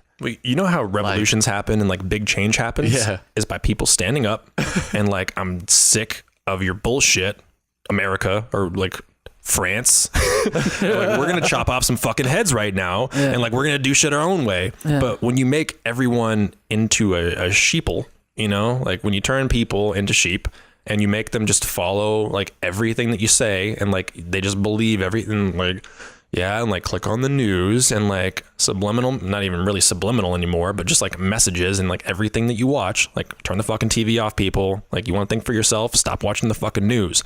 Stop listening to commercials. Stop listening to like the radio, like stuff like that. Like I've been wildly depressed my entire life because I have to live on a planet with all you fucking retards. And like I've been like suicidal. Like, I mean, I guess when you're suicidal, you actually kill yourself. Yeah. But like, so I've been borderline, like that fucking depressed. You've had suicidal tendencies. No, like not even tendencies. Like, is that a band? I've never slit my wrists. I've never like tried to hang myself. I've never done anything where I was like there, but it's like, but you thought about it. You were like, yeah, it's like, I fucking hate this place. I think a lot of us have, you know what I mean? Cause I even have those times and I still have times. Yeah. And I still have, like you just said, you have those times where you go in the deep hole and you're like, why the fuck? And sometimes it lasts a couple of days to a couple of weeks. Yeah. You know, and I don't know, man.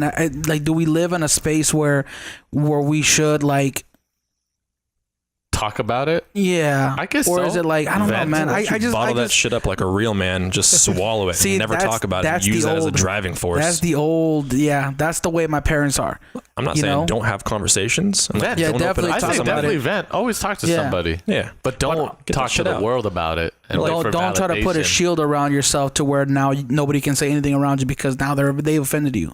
No, look, like there's a difference between triggered and like you can say anything you want around me. I don't give a fuck because like it just noises off. Like I'm deaf to all your bullshit. And it's like, you know, I found out a long time ago, I get myself into like worked up into a frenzy of depression. And it's like, I hate all of this. Like, why is there so much red tape? Like, why is there so much bullshit? Why is there like just an endless score of people like trying to like cut you down because like they're not doing something? Yep. It's like, cause you never see really rarely do you ever see really successful people hating. Like they're too fucking busy for it. So I'm just like noises too busy off. for the bullshit. Too busy for the bullshit. Yeah, I heard a podcast recently that was saying like there's so much negativity on the internet because it's a shield.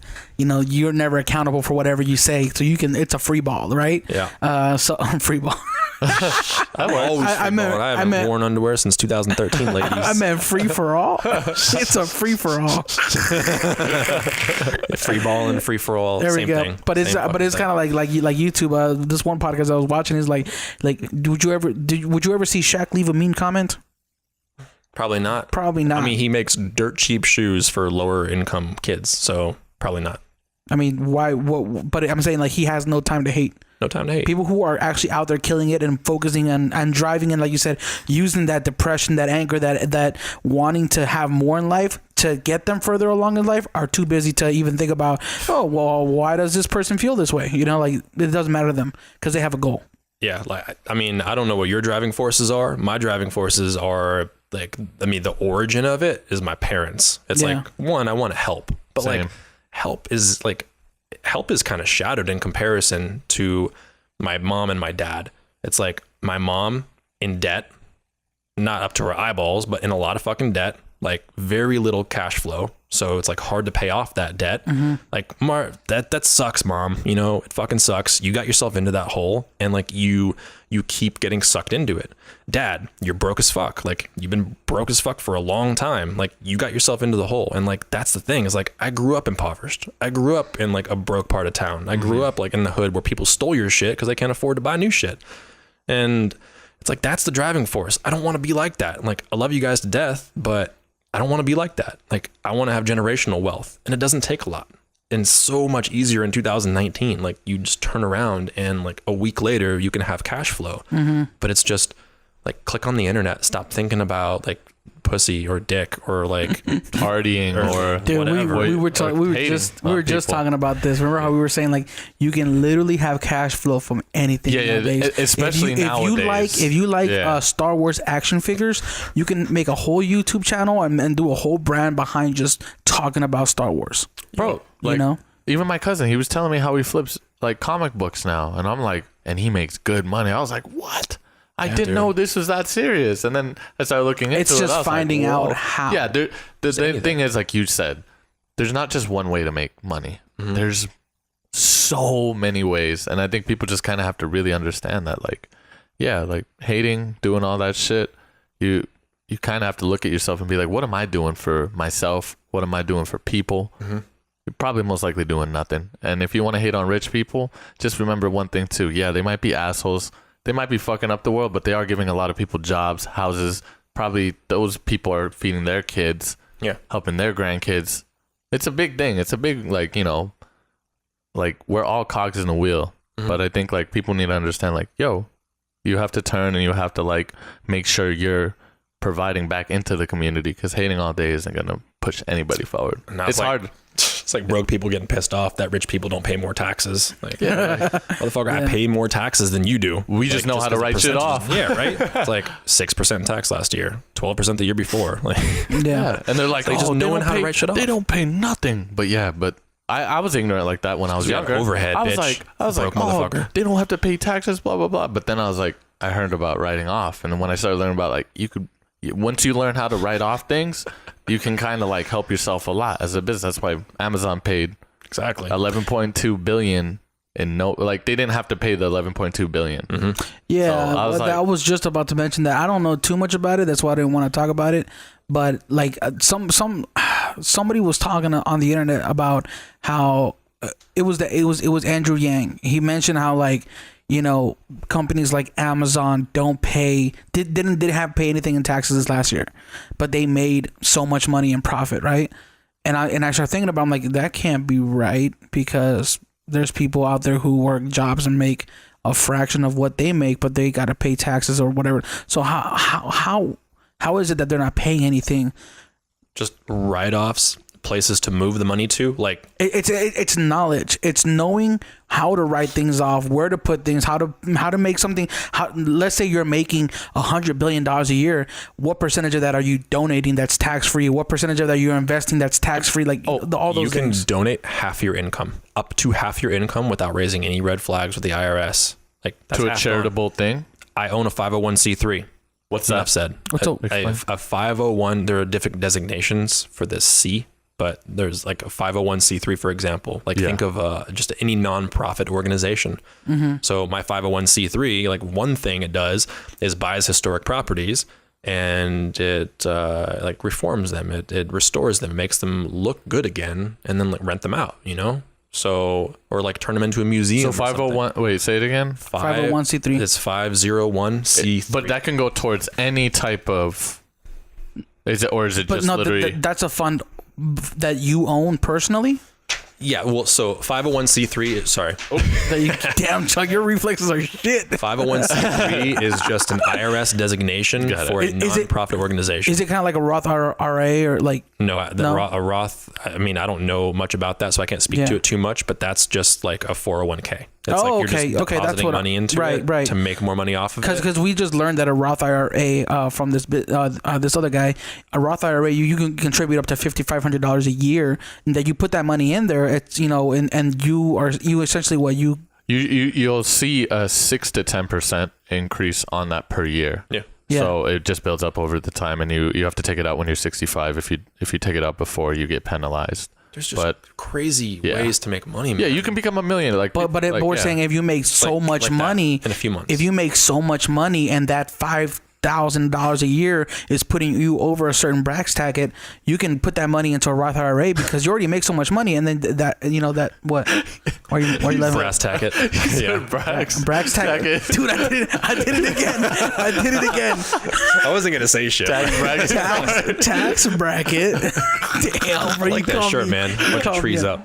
Thank you, bro. Yeah, pine trees. All I want to do is just build tree house. That's why I'm making all this money, so that one day soon I can vanish and just build tree houses up on like 1,000-acre property in Northern California. And fuck all you. Hey, real quick, build tree houses and they're all connected. Chuck, Charlie, Charles, you're invited too. All right, dude. You guys sleepover. Yeah, you get your own tree house. Oh hell yeah, dude! I'm gonna have neon lights like this all over the place. There you go. Yeah, man, dude, you can take all that money. It, like there is literally a book.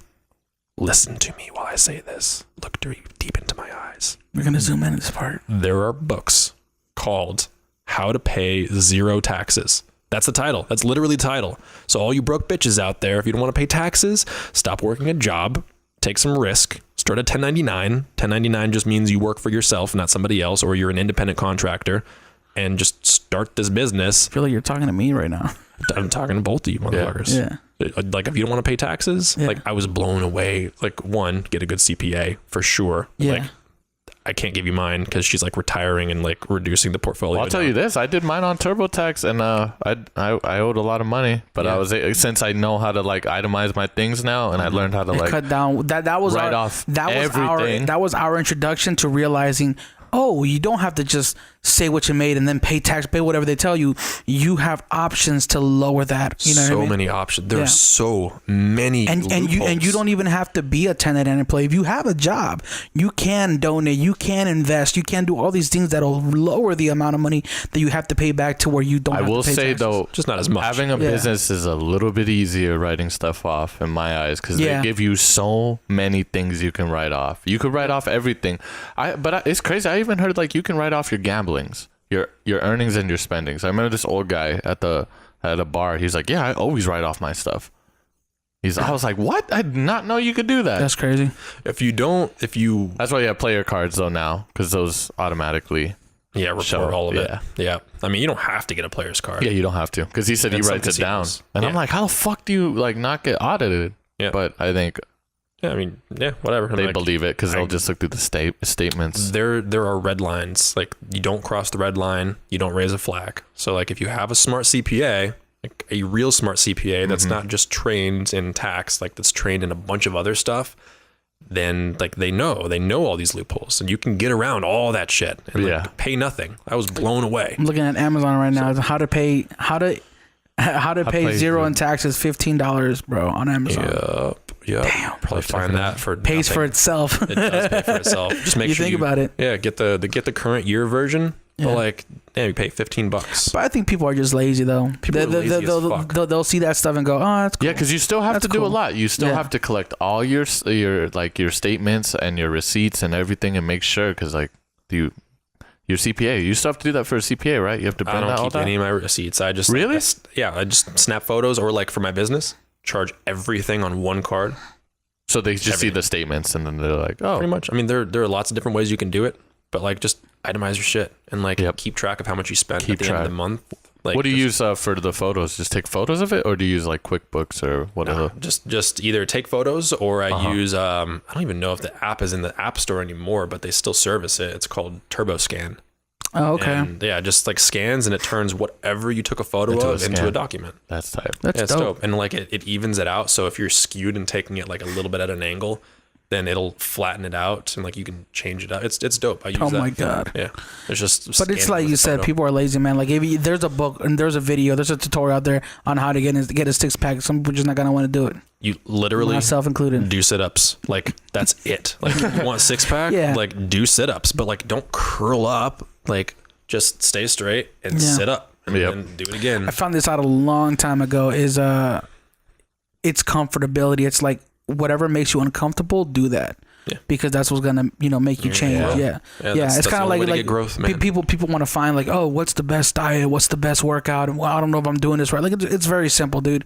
Eat less and work out more. Fuck, just like keep eating the exact same thing and just work out. Like I hate going to the gym. I fucking hate the gym. Hold on, but it might be different for you though, because you're I got a high metabolism. Yes, I get it, but it's no like you're either active or you're not. Mm-hmm. And like then once you're active for long enough and you can see what's happening to your body, like it takes X to burn fat. Like your heart rate has to be somewhere. So like lift heavy weights. And like we talk to girls about that, they're like, I don't want to get bulky. Bitch, you have no muscle. You're not going to get bulky. Like you're going to burn fat, and then you're going to look sexy and streamlined as fuck. Like, but like if you wanted to get into shape, if you wanted to be active, just start by being active, and like on a gradient scale, get a little more uncomfortable. Like you pick something up that's a little bit heavy, like just pick it up again.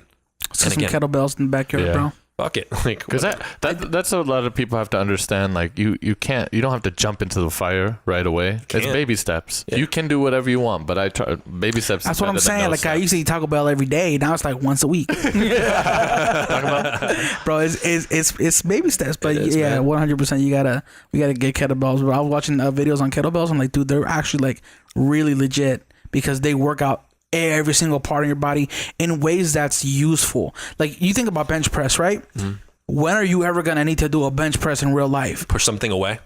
Get off of me. Like, yeah, I guess, but a kettlebell. I love to get off of But me. a kettlebell, you bend down, you reach, you pull it up, you pull it. Like it's things that your body needs to do on a daily I don't know. basis. Those bungees are pretty fucking amazing. Like the things you can do with those bungees.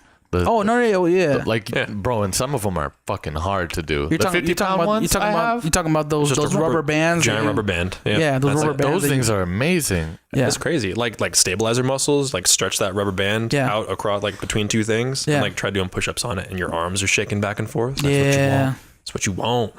Yeah, man. I mean, look, kettlebells like that, like just date back before Roman times. You know, like thousands of years ago. You see those dudes with the crazy mustaches? They used to be called rocks. Yeah, like it's a rock. Like it's called shot put. Yeah, you know, but it's just being a little bit active. Like like that is just deadlifting or like clean and jerk. Like just pick up something heavy and then push it over your head. You're using your entire body. Yeah, and then put it back down. Do it again. But like do that with like a light amount of weight and just do that a few times and then go heavier and heavier. Like I guarantee 12 months from now, you don't change your diet, just do that. Like you'll be in shape. Oh, we have a pool now, so we about to be swimming. You got a pool back here? Bro, we got a Yeah. pool back there. Yo, we'll be right back. Yeah, freezing, barbecues in the but- summer, man. We're about to have some dope barbecues here. Fuck, man, it was 85 degrees yesterday and now it's like 50. Yeah, I don't know what's been going on with the weather lately. It's Vegas. That's what's Super been going on windy. with the weather. Yeah, I was driving on the freeway yesterday. I was like, I got comfortable driving, so I just had one hand on the wheel. I noticed my car go boom. I'm like, oh shit! I thought somebody hit me, but it was just the wind. Damn, man. Yeah, getting back on track though. Oh yeah. MSP. You had mentioned in the email that you sent over that you had dropped that you left high school to become an entrepreneur. Did you? I graduated. Oh, you did graduate. Okay. I've just been kicked out of a lot of schools.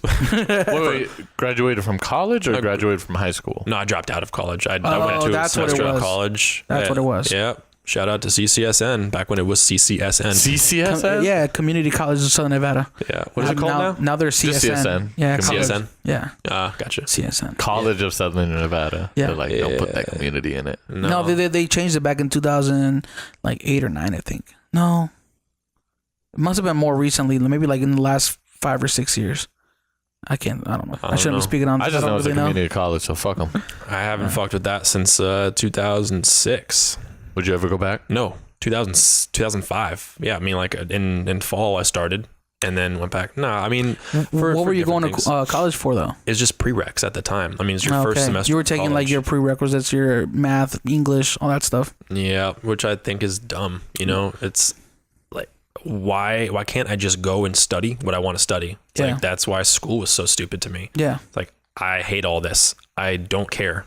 I at just all. don't understand why you got to spend all of high school doing that just to go to college to pay to do that. You mean 12 years doing that? Yeah, Maybe 13 yeah. for some people, or Yeah. 14 preschool, kindergarten, first through 12. Like Pretty much. so stupid, man. Dude, Like, I was with a couple months ago. Like my niece was like doing her homework and she was doing her math, and I'd been out of school for like 10 years now, and I'm like, whoa, what are you doing? That looks crazy. The weird new math. And she was like, I think she's 7th or 8th grade. Yeah. I was like, yeah, I couldn't do that.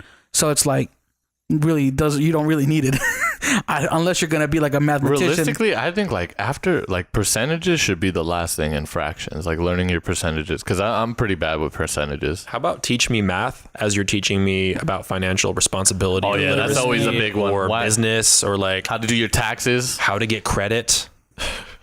How to use a credit card correctly? Jesus, Bro, it took fuck me you, so- educational system. So long to learn how, because nobody in my really house was financially well off. You know what I mean? Like everybody Ditto. fucked up, and I was just like, I had to learn this shit. My credit's super young because, and then I have homies who like their parents started it when they were like babies. So then they had like the long credit history and all that. And I learned that now, and I want to do that for my nieces, for my kids, for whoever else, and be like, hey, you're good. I'll teach you everything, because all this extra shit that they teach you in school. Doesn't take much, man. It's like, yeah, you got all that credit, but like credit is the devil. Yeah. I mean, look, there are plenty of people like Trump, you know, just use a whole bunch of credit, use other people's money. Like, I mean, OPM is the way to go. What's that? Other people's money. Oh. Yeah. But like also like one facet of OPM is credit cards. So, you know, like, and then you fuck up and you file bankruptcy. Like, So he's not filing bankruptcy, but like his businesses were. So it's just like there's. So he was never personally affected by it. Yeah, see, that's what we keep saying is that knowledge. He's always been a millionaire. Yeah. Well, he was handed those millions. Well, he was handed $1 million, I think, right? 10 million. He made it into $1 billion. Something You like got to that. respect that. Maybe he did. I don't know if he's ever actually been worth $1 billion. Like, I mean, as far as like stuff that I've read, it's like his name is on the hotels, but he doesn't actually have like he gets paid royalties for using his name, but he doesn't actually own them. Yeah. And like, I don't know the all the details of it, but I do know like a lot of those businesses they're not here anymore. no. Yeah. Didn't he have like an airline at one point? Trump Did he Airlines? really? Trump Airlines, That's Trump crazy. College, like he had a bunch of stuff. Jesus. Yeah. Not around anymore, but back on topic. I don't want to talk about Trump. I brought it up. I don't want to talk about it. So you how do you go about getting new clients? Is it like a cold call thing? You just go out there and hey, do you guys need a platform for your credit card purchases, or like how does that work? How do you find new clients? Is it social media driven? No, I mean, like a lot of different ways. I just like walk into a business like, yo, what's up, baby? The name's Slim Shady. I'm the founder of Genie Payments, baby. Yeah. That's a flex right there, bro. Damn, that's tight. Hey, you ever been a founder before? Right. That movie was great. Yeah, Like, that movie. Oh my yeah. God, blew my mind. I'd never do a handshake deal after that movie. Never, man. Anybody who doesn't know what we're talking about, Learn your lesson. Don't trust anyone. Like one person. That's it. Yeah. So, fuck, what was your question? How do I get clients? Yeah, how do you go about getting new clients? I mean, we get referrals, but when it's not a referral, it's like there are lots of different ways. It's basically just networking. Like, how many people can I introduce myself to? Or how many people can Katie introduce herself to? How many people can like one of my other employees introduce themselves to? And it's just like friends know what I do, friends that know that I'm successful. And it's like my boy, he's like always referring me people. Like he referred me to the people, the gun shop that I was telling you about at the beginning. Yeah.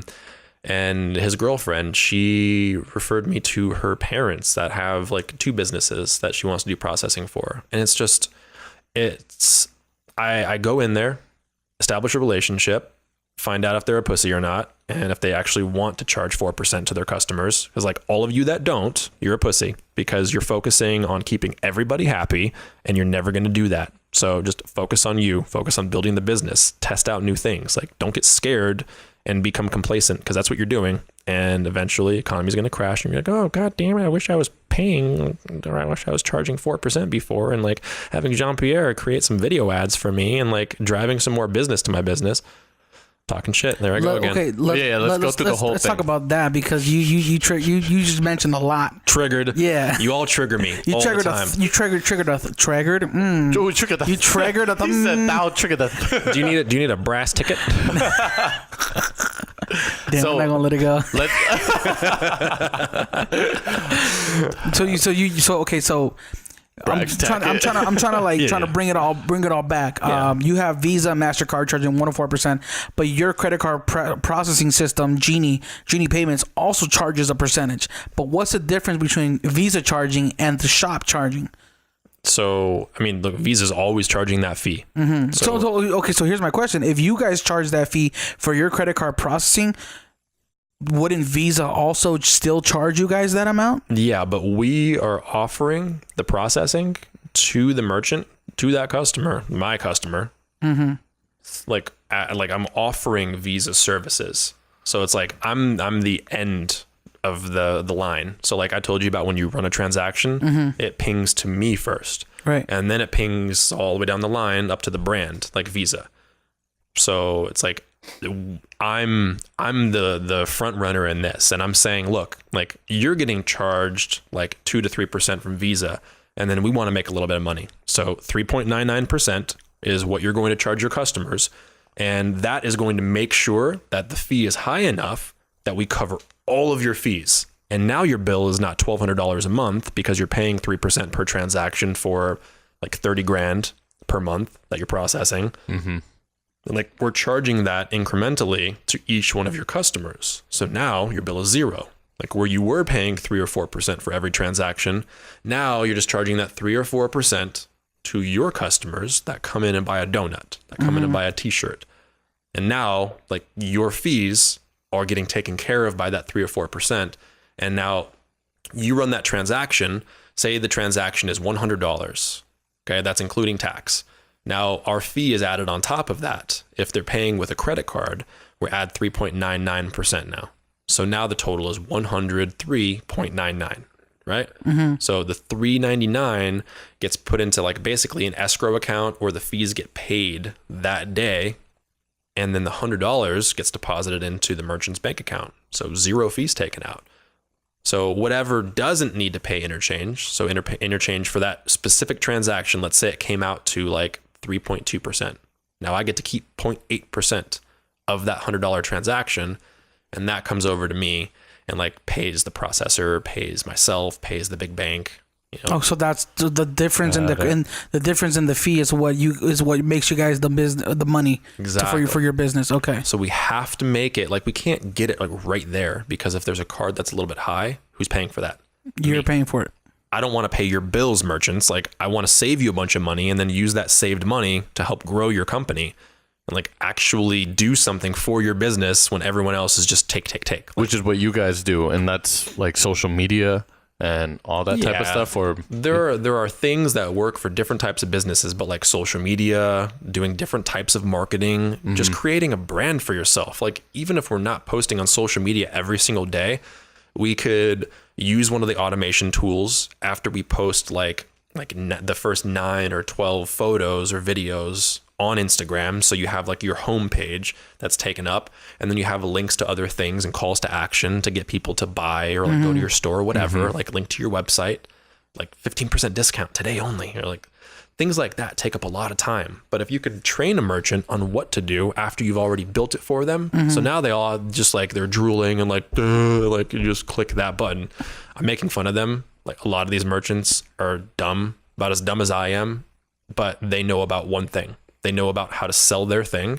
They just don't even know what their target market is. They don't know all this stuff. So I help them figure out how we need to market your business specifically. And if it comes out to like, all right, we just need to create a video ad, then we would go and create a video ad and just run that video ad on YouTube for like 50 cents a click.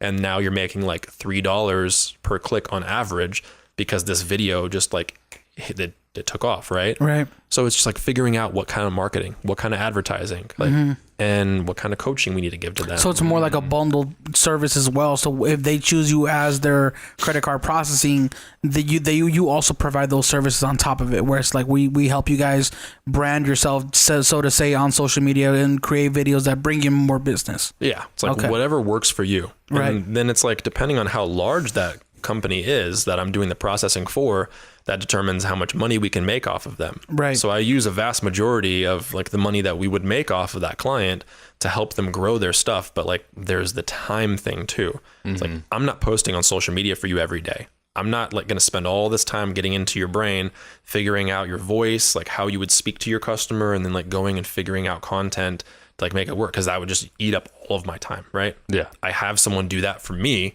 and it's like, they're busy all the time. Like, so we can't do it for you. You know, because we'd be paying one person for every single business. So we do things that are more effective, like a video ad or just a video in general that promotes your business. And then we point people to this video for the end of time, or until the end of time, or we create another video and we find something that works. But like, it's the biggest bang for buck. Like, no, for sure. You're saving all this money. And you know they're already saving the money, so they have the money to spend on those areas. Exactly. So if we're creating an advertisement for you and you have $1,000 a month in savings, then you can give me up to that $1,000. I'll do everything for free. I'll create all the content for free. Oh, wow. But you're paying for your own fucking clicks. Like you pay for the clicks. We figure out how to make it work. We get you profitable. And then we guarantee profit after a certain point in time after you've been processing with us. That's pretty genius. That's tight. No. Oh, he tried. You want to see some magic happen? How is that how you guys came up with a name? How did I come up with the name? I was trying to be clever. I was just like sitting thinking like Genie. I was just sitting thinking like coming up with different words like glass processing. Genitals. Yeah. Genocide. Oh, Genie. No. Wow. Yeah, I was just going like really stretched that one. G-E-N words. Like, what starts with a G? Generation, genocide, bro. That's not what I was doing. That was dark. But I did just end up landing on Genie. I was like, oh, that sounds kind of cool. And I play it a few different ways. You know, it's like, I said it a couple times, like, you want some magic to happen, like get Genie Payments, or you know, like I have this little advertisement video that I created, sort of like an educational video to teach people about. Yeah, and then like at the end is like a call to action: pick up your lamp and call your Genie today. Oh, nice. You gotta get a jingle, man. The jingle work. Do do do do do. Or like, I guess, rip something off from Aladdin. You seen that movie, the trailer from the new Aladdin? Movie? Yeah. Yo, I can't wait for Will Smith to be the Genie. I'm so stoked. I mean, people are gonna watch it. Ugly. I was like, people are gonna watch it regardless. Ugly? Yeah, it looked like something I did in After Effects. Like, damn. Right? Dude, I'm so stoked for that. I mean, he's goofy, and like he's gonna do really well. You want to be blown away? Watch that Lion King trailer. Yeah, I did. Oh, you did? Yeah, Sick. bro. Do you see how good that CGI looked? Yeah. There was one shot where they were showing the baboon with the monkey. Forgot what his name is. But they were showing, it was like a close-up shot, and you can see the reflection in his eyes, and the light, the way the light moved across his face. I was like, bro, this is National Geographic. This is like real footage. 2019, bro. Yeah. Have you guys watched any episodes of Our Planet on Netflix? No, you know what? That keeps popping up on my feed. People whine and crying like little bitches, like contacting Netflix. Like, how can you expect anyone to want to watch like another episode of this? Like, you're watching like hundreds of walruses just fall off this cliff, and Netflix is like, fuck you. That's real life. If you don't want to see it, turn it off, or you can watch like 6,000 other things. It's a dope show. I learned that with. Wait, is it a documentary or is it a? It's about real animal things. It's a documentary. Like, there's narration done by that same guy that does all of the animals. But is it a story or is it just random shit? It's just random shit. I mean, like, one episode is kind of like a story. Yeah. And like they branch off into different like chapters. But wait, can you explain why they were jumping off the cliff, or they were jumping? Ice caps melting, and there's like less and less places. They die or they're good? Chill. No, they're falling like 300 feet. They're fucking not dead. Cliffs into water.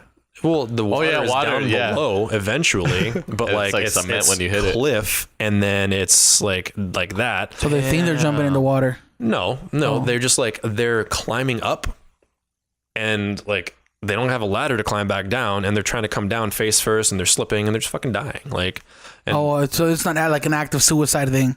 No. They're not consciously going like, okay, time to end it. It's like all these, what's plural for I know it's walruses, but like, how about walry? I think it's just so walrus. all these walry are like a Pokemon. There's one main head walry up at the top, and like a Pokemon. Drink this, and like they all drink it, and they go off. Like drink the Kool-Aid. They're just falling off the cliff because they can't get back down, and like they don't know to walk all the way back down around, and it's just like, it's life, you know. It happens. Like, the polar ice caps are melting, whether it's because of cars or cows farting too much. Fucking vegans, man. Yeah. Or I'm just kidding. Vegans farting a lot. That one. Right. Yeah, I'm like, my diet's like 95% vegan. I do eat cheese pizza every once in a while. But that sounds good right now. I'm like, meat doesn't feel good. Why do we always talk about food on this podcast? I know, and it gets me food is so and then after this shit, we get fucking food. People are gonna be like, this dude's fucking skinny because he's a vegan. Like, fuck you, I work out. Plant man. I think we should start decorating this centerpiece right here, Chuck. We should start decorating with just like food, like different, like, you know, that we can eat. Yes. Maybe. Yo, can we just eat during the podcast? We just have chopsticks, bro. And we like, you know, we got some more time left, don't we? Like, can we just order some takeout? Yeah, no. That's the thing. You guys know about that? What is it called? Mukbang? Mukbang? Where you just eat food and it's like, that's just so nasty. But they be making money off that. What? People be making money. They get like you millions ever heard of mukbangs before? What are you talking about? No, mukbangs. They're like a combination. Mukbang. Mukbang. I like saying there's people on YouTube who will put a camera in front of them. They'll mic it up so they can get the good audio, and they just eat the food. And you should, bro. Yo, think of some weird fucking shit. So do the Germans. No, but I'm saying those videos are getting hundreds of thousands to millions of views. So it's like, It's kind of like when okay, we're gonna go back to this for a little bit. Would you not be down to eat pizza? I mean, I would just like right up in the mic with a camera in my face, like zoom Like in 2 Gs, just like 2 Gs to eat a pizza. Remember that video from H3? oh, it's Yeah, the best pizza I've ever fucking had in my life. it's kind of nasty though too, because like they'll have like lobster. Oh my right? god, he just did it. Yeah, they'll have lobster, right? And like it's a huge amount, and then they dip it into butter, and it's just like their whole hands getting nastily like crummy and all this stuff, and they just like put it in their mouth and make all these weird noises. And I'm like, bro, I fucking hate humans, because like somebody out there's probably, because like people get turned on by that too. Yeah. Like people are like, oh, let me watch you eat. Yo, I mean, I've searched some weird shit on the internet, and some weird shit pops up. But like, that's on the internet that you and I get to go to. Not even the dark web. Yeah, I mean, like, dude, I do not want to go on the dark web. I've only been once, and I never want to go back. I mean, like, even not on the dark web, like, you know what websites to search and like the right keywords and like how many pages back to go. Like images get stuck in my head forever. Yeah, forever. I can't. That's why I had to stop. And experiences, like, and how I feel, and it's just like, I can't do that. I'm about to show you this video real quick. Oh my trying to get god, turned bro. on right now. No, I gotta show you like what it looks like, bro. Like, Oh yeah, you have to see it. here. I know what it looks like. So It's not right even now, close. anybody who's listening, Keem just opened up a mukbang video. It's the shrimp and a crab one, bro, from that one girl on YouTube. I'm going to Yo, John's man. face right It's now. low key disgusting, right? Like, bro, like what's going on? But at the same time, look, yeah, oof, that lip smacking. Hey, look at this shit. Can you guys see this shit? Can you zoom See, in? that dipping shit is nasty. You see that? Is that mayonnaise? What is that? It's tartar sauce. Yes. Oh, it's tartar sauce, bro. She's Get dipping that the shit out of my face. She's dipping it, bro. Oh, god damn. I mean, like, I eat like an animal. 1.3 million views. But there's like different, like I just hate hearing that sound with like, oh, that makes my stomach like close up. Why do people watch it though? Like, is it like Why do people like getting dumps taken on their chest, huh, Bill Bill? Clinton? I don't know the whole Monica thing. Oh shit! I don't know. I didn't know that. I don't know. I that look either. like I mean, you can read all sorts of shit. Like Marilyn Manson took a couple ribs out so he could suck his own dick. Like, He took a couple ribs out. I don't know. Out of his own I think that's a body? myth, I don't think that's true, but I know for but sure it could be. people like getting pooped on. I've heard it before, and I'm like, that's so fucking. Oh, humans are so fucked sometimes. I like getting Yeah. poop off. Like, I don't want that shit on my skin. I like getting poop out of my system. I know R. Kelly likes peeing on people. Wow, we were talking about some weird shit. Oh, on yeah. this This took podcast. a completely different turn, bro. I We're did just not. trying to get MSP. I mean, we have an outline for conversation for those who are listening, but sometimes you, damn, are you about to die out there? You're gonna capture your death on camera right now. I know, right? Croak. Yeah, merchant service provider. Yeah. What do you guys want to know? I mean, this is like I said, I feel like it's boring stuff. I do get stoked about it because like Yeah. I nerd out on that shit. But like Yeah. we can go down. Well, to all be honest, sorts I of learned a lot, tangents, and man. I just feel like why do you think a lot of businesses don't? They're scared. It's Why are they scared though? Well, no, I mean, because if you think about it, the way you're explaining Because it, they're dumb, But- they're ignorant, they're uneducated about like what actually makes their business go. but the way you're explaining it to me, and I don't know anything, is they're essentially paying roughly the same amount in fees going with you, but they're getting all this marketing stuff in exchange. no, aren't they? not paying any fees, No, bro. no, look at Oh, the customer's paying the fees. yeah, the customer. Yeah. So the customer is Oh. kind of the one that's, I guess, not getting screwed over, but the one that has to pay that amount. But that's why you explain Like, it. that's what the business owner. So for all you business owners that I've been calling stupid and ignorant, like, look, I put myself in the same boat with you guys because like you don't know certain things, and like we all act stupid, we act dumb from time to time, but like we get these fixated ideas, and like that's what I'm talking about, like the fixation. Like we're talking about ADD and like these mental disorders. Like fuck all that. Like everyone's got problems. Why don't you just bottle that shit up and like find an outlet? But like you guys, like you think you know business, you think you know business, like you don't. Like you understand how to sell this product, and like you understand how to keep your margins where they are, and just like keep the same thing going. But what happened in 2008, motherfucker? Like It's gonna happen again. you went out of business. Lots of people went out of business, not the people in the hood that were paying cash for everything, Right. but everybody else. Like a lot of people hit hard. Explain that. How did they get hit hard? Like how did the crash of 2008 make a lot of people go out of business? All right. Well, I mean, without getting into all the details of Yeah. the financial Like a industry, running gun, yeah, the just bubble, real just quick like overview. okay, Walmart,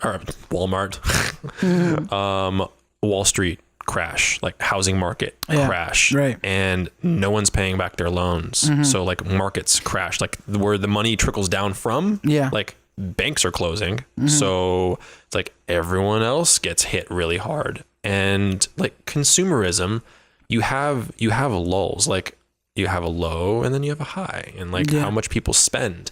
And it's like, it just does this, like it does that for all of eternity. It's always like the stock market. It just goes up and down, up and down. Yeah. And like it's Bitcoin. like, and like you have to play the market right. Like people made a killing in that, like trading like a bear bull market. Excuse me. I don't know much about stocks, but like I know a little bit about the market and like the whole market, like how the financial industry went. So it's just like when consumerism goes down for that lull, and it went down really hard because that shit happens. Like it inflates, eventually bubbles pop. And it's like, everyone's always got to find a place to live. Like the majority of people have a place to live. So it's going to come back up, but it's just on this cycle. So when that cycle crashes, and people are losing jobs because businesses are closing, like banks are closing. You should have a cushion, basically. No, but you're saying credit card fees go up? I'm saying that happens? The credit card fees changed. You know, like interest rates went up. To the merchant. No, like you're talking about how the businesses got hit. So I'm just saying financial, like world money, dollar value, like you want to try to save up blows as much as possible. Yeah, but we're not talking about that. We're talking about how they got hit hard. Oh yeah. So like the businesses, my clients, the merchants, they got hit hard because people stopped spending money. So it's like, you're not ripping anybody off. They're using a credit card and they're paying these fees. So like, I mean, like they're earning money, like they're paying an interest rate on their credit card, like 25% or whatever. So you charging them 3% that they have to pay 25% on. But if they're smart and they know how to use credit, like it's not your fucking fault. Like your business might be growing because the entire market is growing. People are spending more and more money. But what happens in another year to 5 years when we go back into a lull and people spend less money, just like you have a slow time, like your summer is slow or your winter is slow. Like I do processing for a big swim shop. Like, guess what? People don't really spend a whole lot of money during the winter for swim out and like swim attire. So your business lulls a little bit, it goes down. So it's just these guys, like all these business owners, like how do you want to not get hit hard? Invest in somebody that is going to do work for your business. And like, even if I'm just saving you all of your money, because like I'm not doing marketing for everyone. I don't want a headache. If you're a pain in the ass, I will not do marketing for you. You can take your processing somewhere else, or I can process for you, like, because I'm one of a handful of people actually doing cash discounting the right way. And then everybody else is like, oh, let me like surcharge, or let me just continue paying those fees that I've been paying forever and just do things the way I've been doing forever. But like, you're not saving $1,000 a month. You're investing $1,000 a month back into your business if you so choose. If we so choose, if I so choose, like if you are a cool person like to do business with, if you're a fun person, if like you're not passive aggressive and like, you know, like that's tight. So it's just like, how do you grow your business? Like you can't spend any more money. It decreases your profit margins and like you get scared, or maybe you don't have the profit margins, or maybe you have a gambling problem. So like I process for you, and then we start doing ads and shit. And like I'm brazen and I talk a lot of shit because I back it up. So it's like, try doing your processing with me, try doing your processing with somebody else. Like see how much money you make, see how much money you save. So if we want to go the other route and we want to start doing advertising, like then we'll just take that money, figure out some video ads, like figure out something that's catchy and go and put that out there and test and test and test and test. And like, you do this one-on-one with the merchant? I do it one-on-one with the merchant, or like, so I can free up my time, because time is my resource that I have the least of now. And it's like, hire somebody to go and do that. Like buy a marketing agency, buy an ad agency. Like you can go online and you can buy a full-fledged, fully running ad agency marketing company for like $1 million, $5 million, $10 million, like not a lot of money. You think about like the smallest amount of money that we have, $1, and like only 1 million times more than that. It's like people got to change their fucking perspective about how much money they can make and what a lot of money is. I can't spend $20 on that. That's a lot of money. Bullshit. Yeah. Like, you know, so it's like you're worried about charging your customer 3% of a $20 transaction or $25 transaction, your customer is out there spending money no matter what. So it's like, it's this fixated idea and you're ahead. Every person's going to see that and be like, oh my God, you're charging this. I'm never coming back. You might get 1 or 2 or 5%. But I mean, look at McDonald's. They have a sit-in fee now. You go inside the restaurant and you sit down.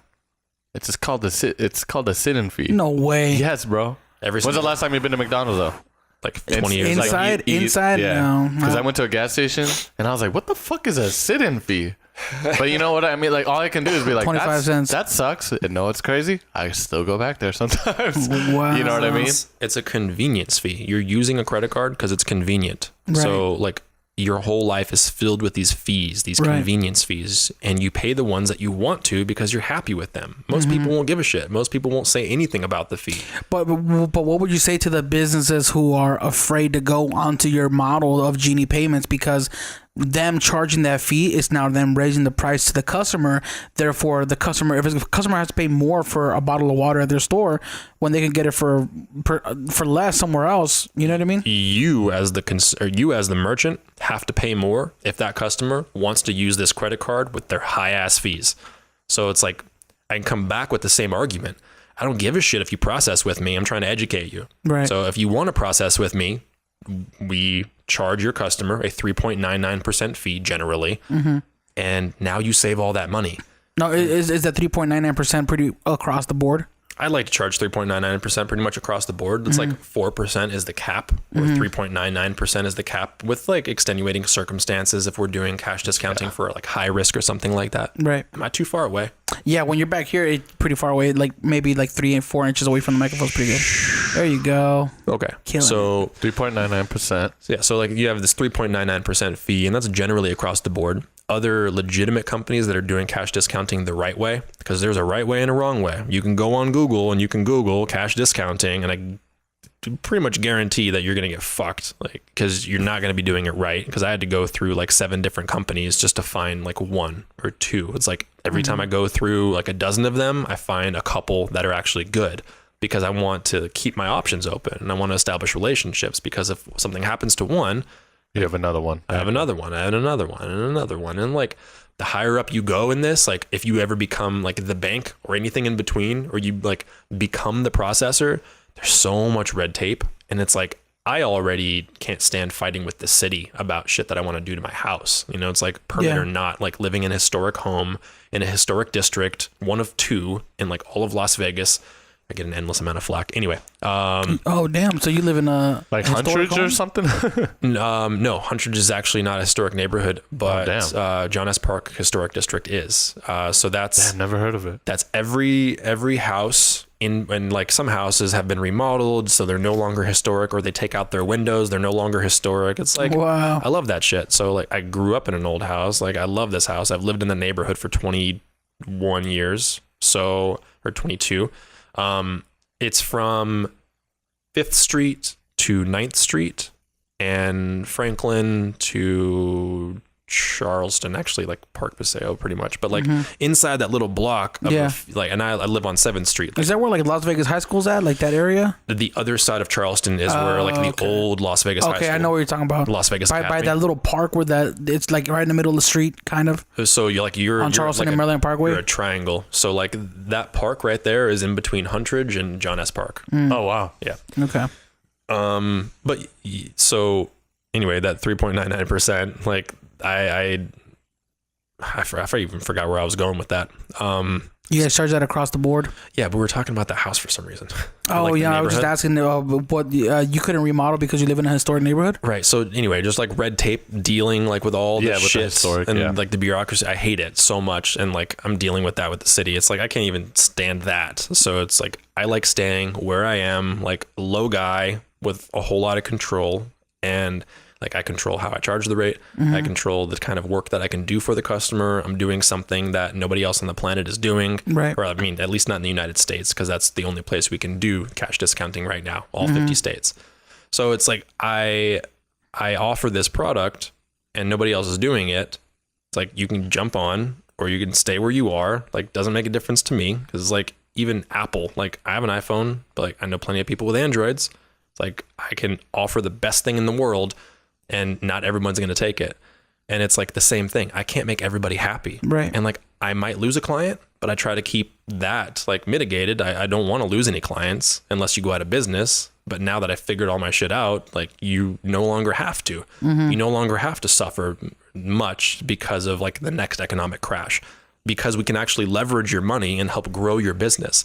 So if you want to stay exactly where you are, paying thousands of dollars for like mediocre marketing or advertising, it's like you can go ahead and do that, or you can come over with us and you can start processing for free, and you can like start charging this fee, which is really not that much. Like, right. You're talking about all the fees that you're paying. Like I keep looking at the camera like it's a third person.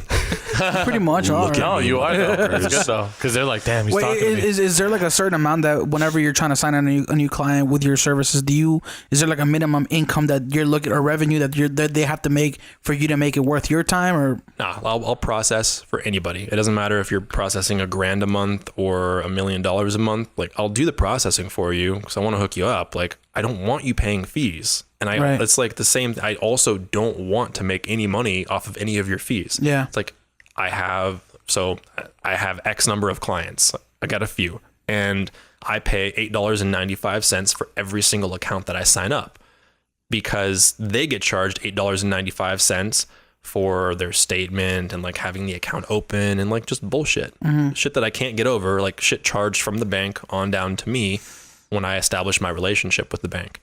So it's like I eat that $9. If I charge like $9 times however many clients I have, I'd have a lot more money. Yeah. But I eat that money because I don't want to be paying fees. So like my goodwill starts there. And then it goes like, I'm now giving you a type of processing where you have to pay no money at all, ever again. And as soon as you let go of this fixated idea, it's like, I can walk if I just keep my feet together, right? No, you're going to fall on your face. So it's like, just take a step, like learn something new. So describe the process to me for people who are listening. My name is Keem. I own a taco shop, Keem's Taco Shop. I want you to be my credit card processor. How does the process work? Is it something that takes days, months, weeks, or is it instant, happens on the spot? Just what does the process look like? Give me a call. We fill out your basic information for the business. We need like, personal information, EIN, social security number, banking info, like where's the money getting deposited to, like a basic application, like for a credit card or a bank account. And we keep it really short. We don't need a whole lot of documents. We need like a photo, like just a photo of your driver's license. We need a photo of your business license to prove that you're actually in business. And that's pretty much it. If you're processing already, cool. Like we take that info, we just fill out an app, and then you're approved that same day, unless it's like 1 minute before close or something. And then you're starting to process. If we have a terminal already, like we can download that terminal the same day, like a point of sale system. All right. Everything that you accept a credit card on is called a point of sale. POS. Yeah, exactly. So let's just, what about for the freelancer out there, right? Somebody who does freelance photography, or maybe they're a cinematographer, they do video. They don't use They use Square. No, but I'm saying maybe they don't use, they use something like PayPal, whatever, to handle payments, which is still a 3 point. Which they still get charged. Like I know if I ever send an invoice through PayPal, they're charging me 3%. Stop using PayPal, motherfucker. Right. So reduce your overhead. But I don't have a business. I have a business license, but it's under my social security number because I'm a sole proprietor. I'm not a LLC. I don't have the EIN, right? Yep. Employee identification number. I can still use your guys' services. Damn. This episode is going to be dope for a lot of people out there, because there's so many freelance photographers there's so many people out there that are freelancing that don't even want to invoice, because then they have to get charged. You know what I mean? No, man. It's like, stop doing it. It's like same as cash. Yeah.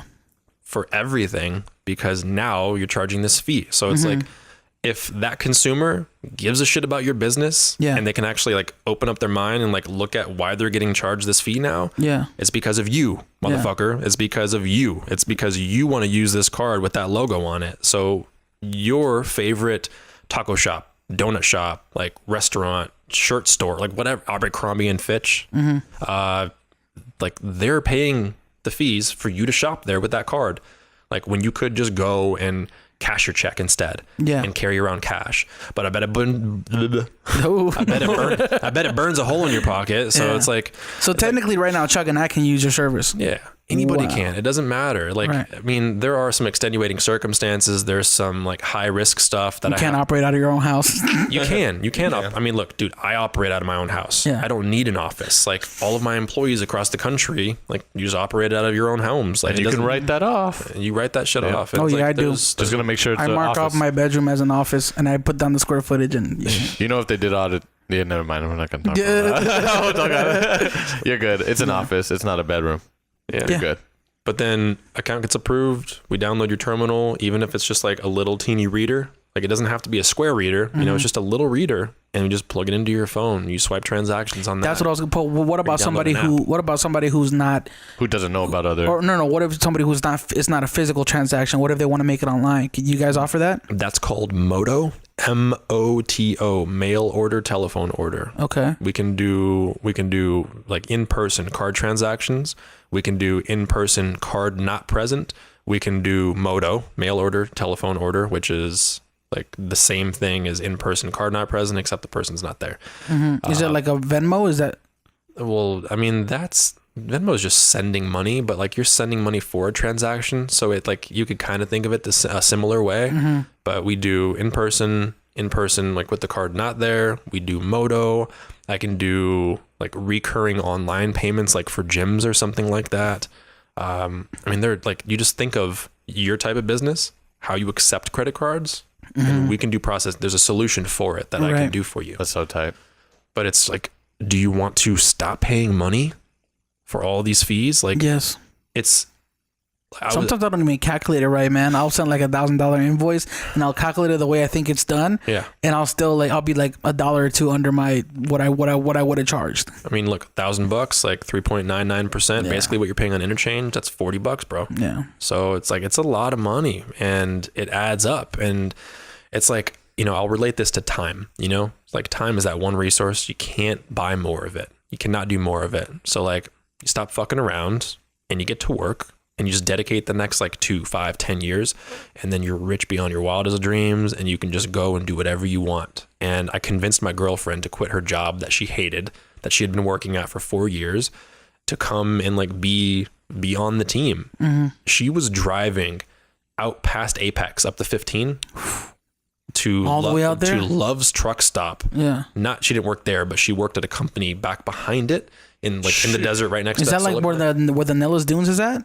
That's past that. Ooh, damn, that's far. Really? So Really far. 35 to 45 minutes each way every single day. Yeah. Like Oh you my work a 30-year God. job where you're working an average of 5 days a week. That's a year and a half of your time gone. Like Just driving. a year And then half you think just about money with all driving the to a job you all, fucking hate. all the gas, all the wear and tear that you're spending in your car. They didn't reimburse her for anything. No gas, no Yeah. wear and tear, no nothing on the car. I know people who drive 25 to 30 miles to their $8.25 an hour job. Yo, people are stupid. I just think they don't know better. I just think they don't know there's better options. That Like you there's said, things they can do. comfortability. Yeah. People are too comfortable. And it goes back to what we were talking about earlier. They don't want to find the information. Okay. And it's fine. There's people like that, and we need them. You know. So I'll change what I said. People are intentionally stupid. Like people don't want to step outside that comfort zone. Like, oh fuck it, you know, like I'm gonna live, I'm gonna die, and that's it. And like I'm Right. just gonna live this easy life. But like Right. you guys play a game every single day. Like wake up, like it's your game. It's a game that you play. Like you make your own rules, and like all that a game is you have a set of rules that you make, and then you have an opponent, and like opponent's just life. And like you can have fun, you can not have fun. Like it's up to you. It's that choice that you make. And you're not gonna have fun if you're driving 25, 30 miles a day for $8.25 fucking cents. And then you're getting taxes taken out of that. Like I don't how Unless you're legitimately, and we always say this, like you're legit going to this job and you're fucking ecstatic. You're like, this is my life. I love fucking being a janitor here.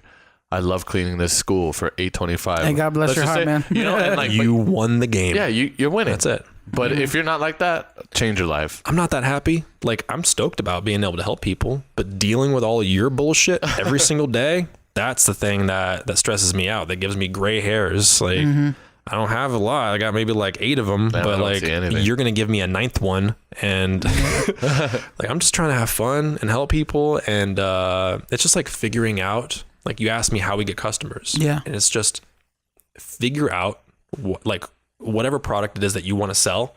So you figure out that product, and then you figure out who the target market is. So like that's who you're selling to. Yep. And then you figure out your ideal customer. And it's like you're drilling down a little bit more. Like who's the actual person? Like what do they look like? What do they dress like? How much money do they spend? What kind of business do they own? Like all that stuff, and just drilling down. And when you get to that point, like you stop fighting for all the customers. And it's like you as the business owner, like you stop fighting like to get more and more customers. Like you're letting everybody just walk into your doors and you're advertising to everybody.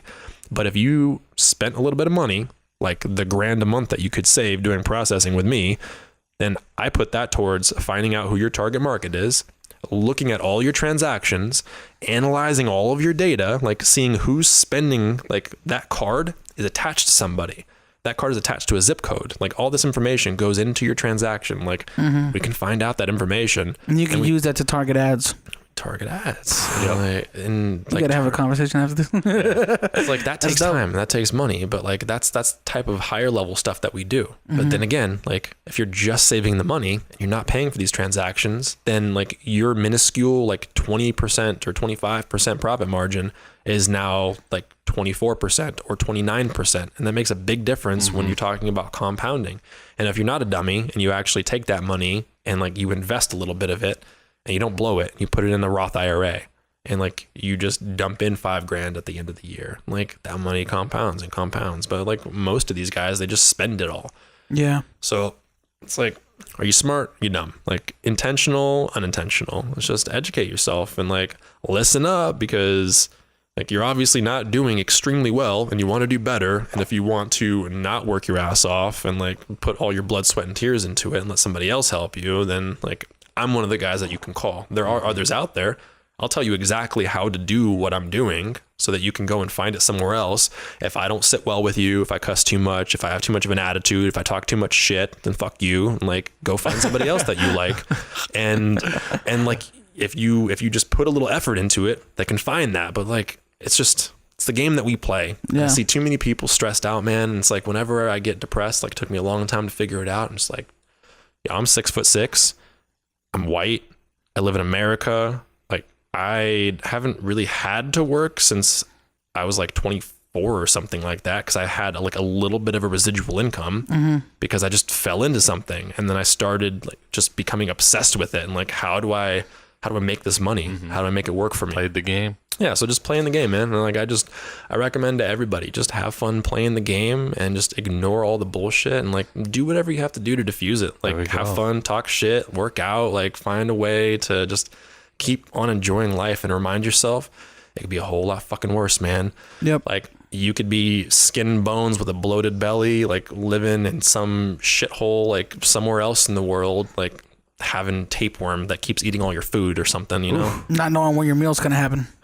Yeah. Or not knowing when you're gonna get clean water. Like even in the States, man, like what happened in Flint is just an atrocity, man. It's like that just still blows my mind. I mean, anywhere in the world, like these are our people, and like we treat them like shit. And it's like I could get into a lot of shit. Yeah, I can get into a lot of shit. Let's not get you in trouble. I'm not getting into shit. Like I could get into stuff to talk about. Yeah. Get so deep. The fucking military. That sounds like a good spot though, right there. Yeah, we're at how long are we? I think this is now 2 hours. I don't know. We'll say 2 hours and 15 minutes. I want to say we're a little over 2 hours, man. Dude, we really appreciate you being on. Thank you so much. A lot of fun. We learned a lot, and because I think I had a backwards idea of what it was you did. Yeah, now you cleared up a lot. Yeah. I'm gonna watch this episode one more time just to make sure. Nah, I know that for sure. Who's gonna go through and edit all the bullshit out? That's one thing. We don't edit these episodes. Anymore. We don't. No, we never did. Yeah. You take out little clips though, right? We just take out the very beginning. We're prepping up the stream. So when we post the full episode, we trim the beginning and the end because we go live and we talk bullshit or whatever.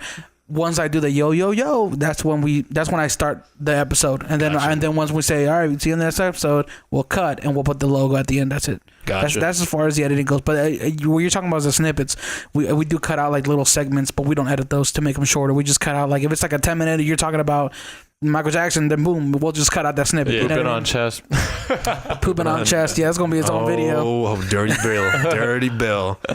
But yeah, man, we really appreciate you being on, thank bro. you. Thank you so much. I think it's gonna help a lot of people who listen to this and actually need it, because I definitely want it. Yeah. And if I ever start multiple people want to find more information, where can they go to check you guys out? Oh, yo, go to geniepayments.com. There you go. Yeah.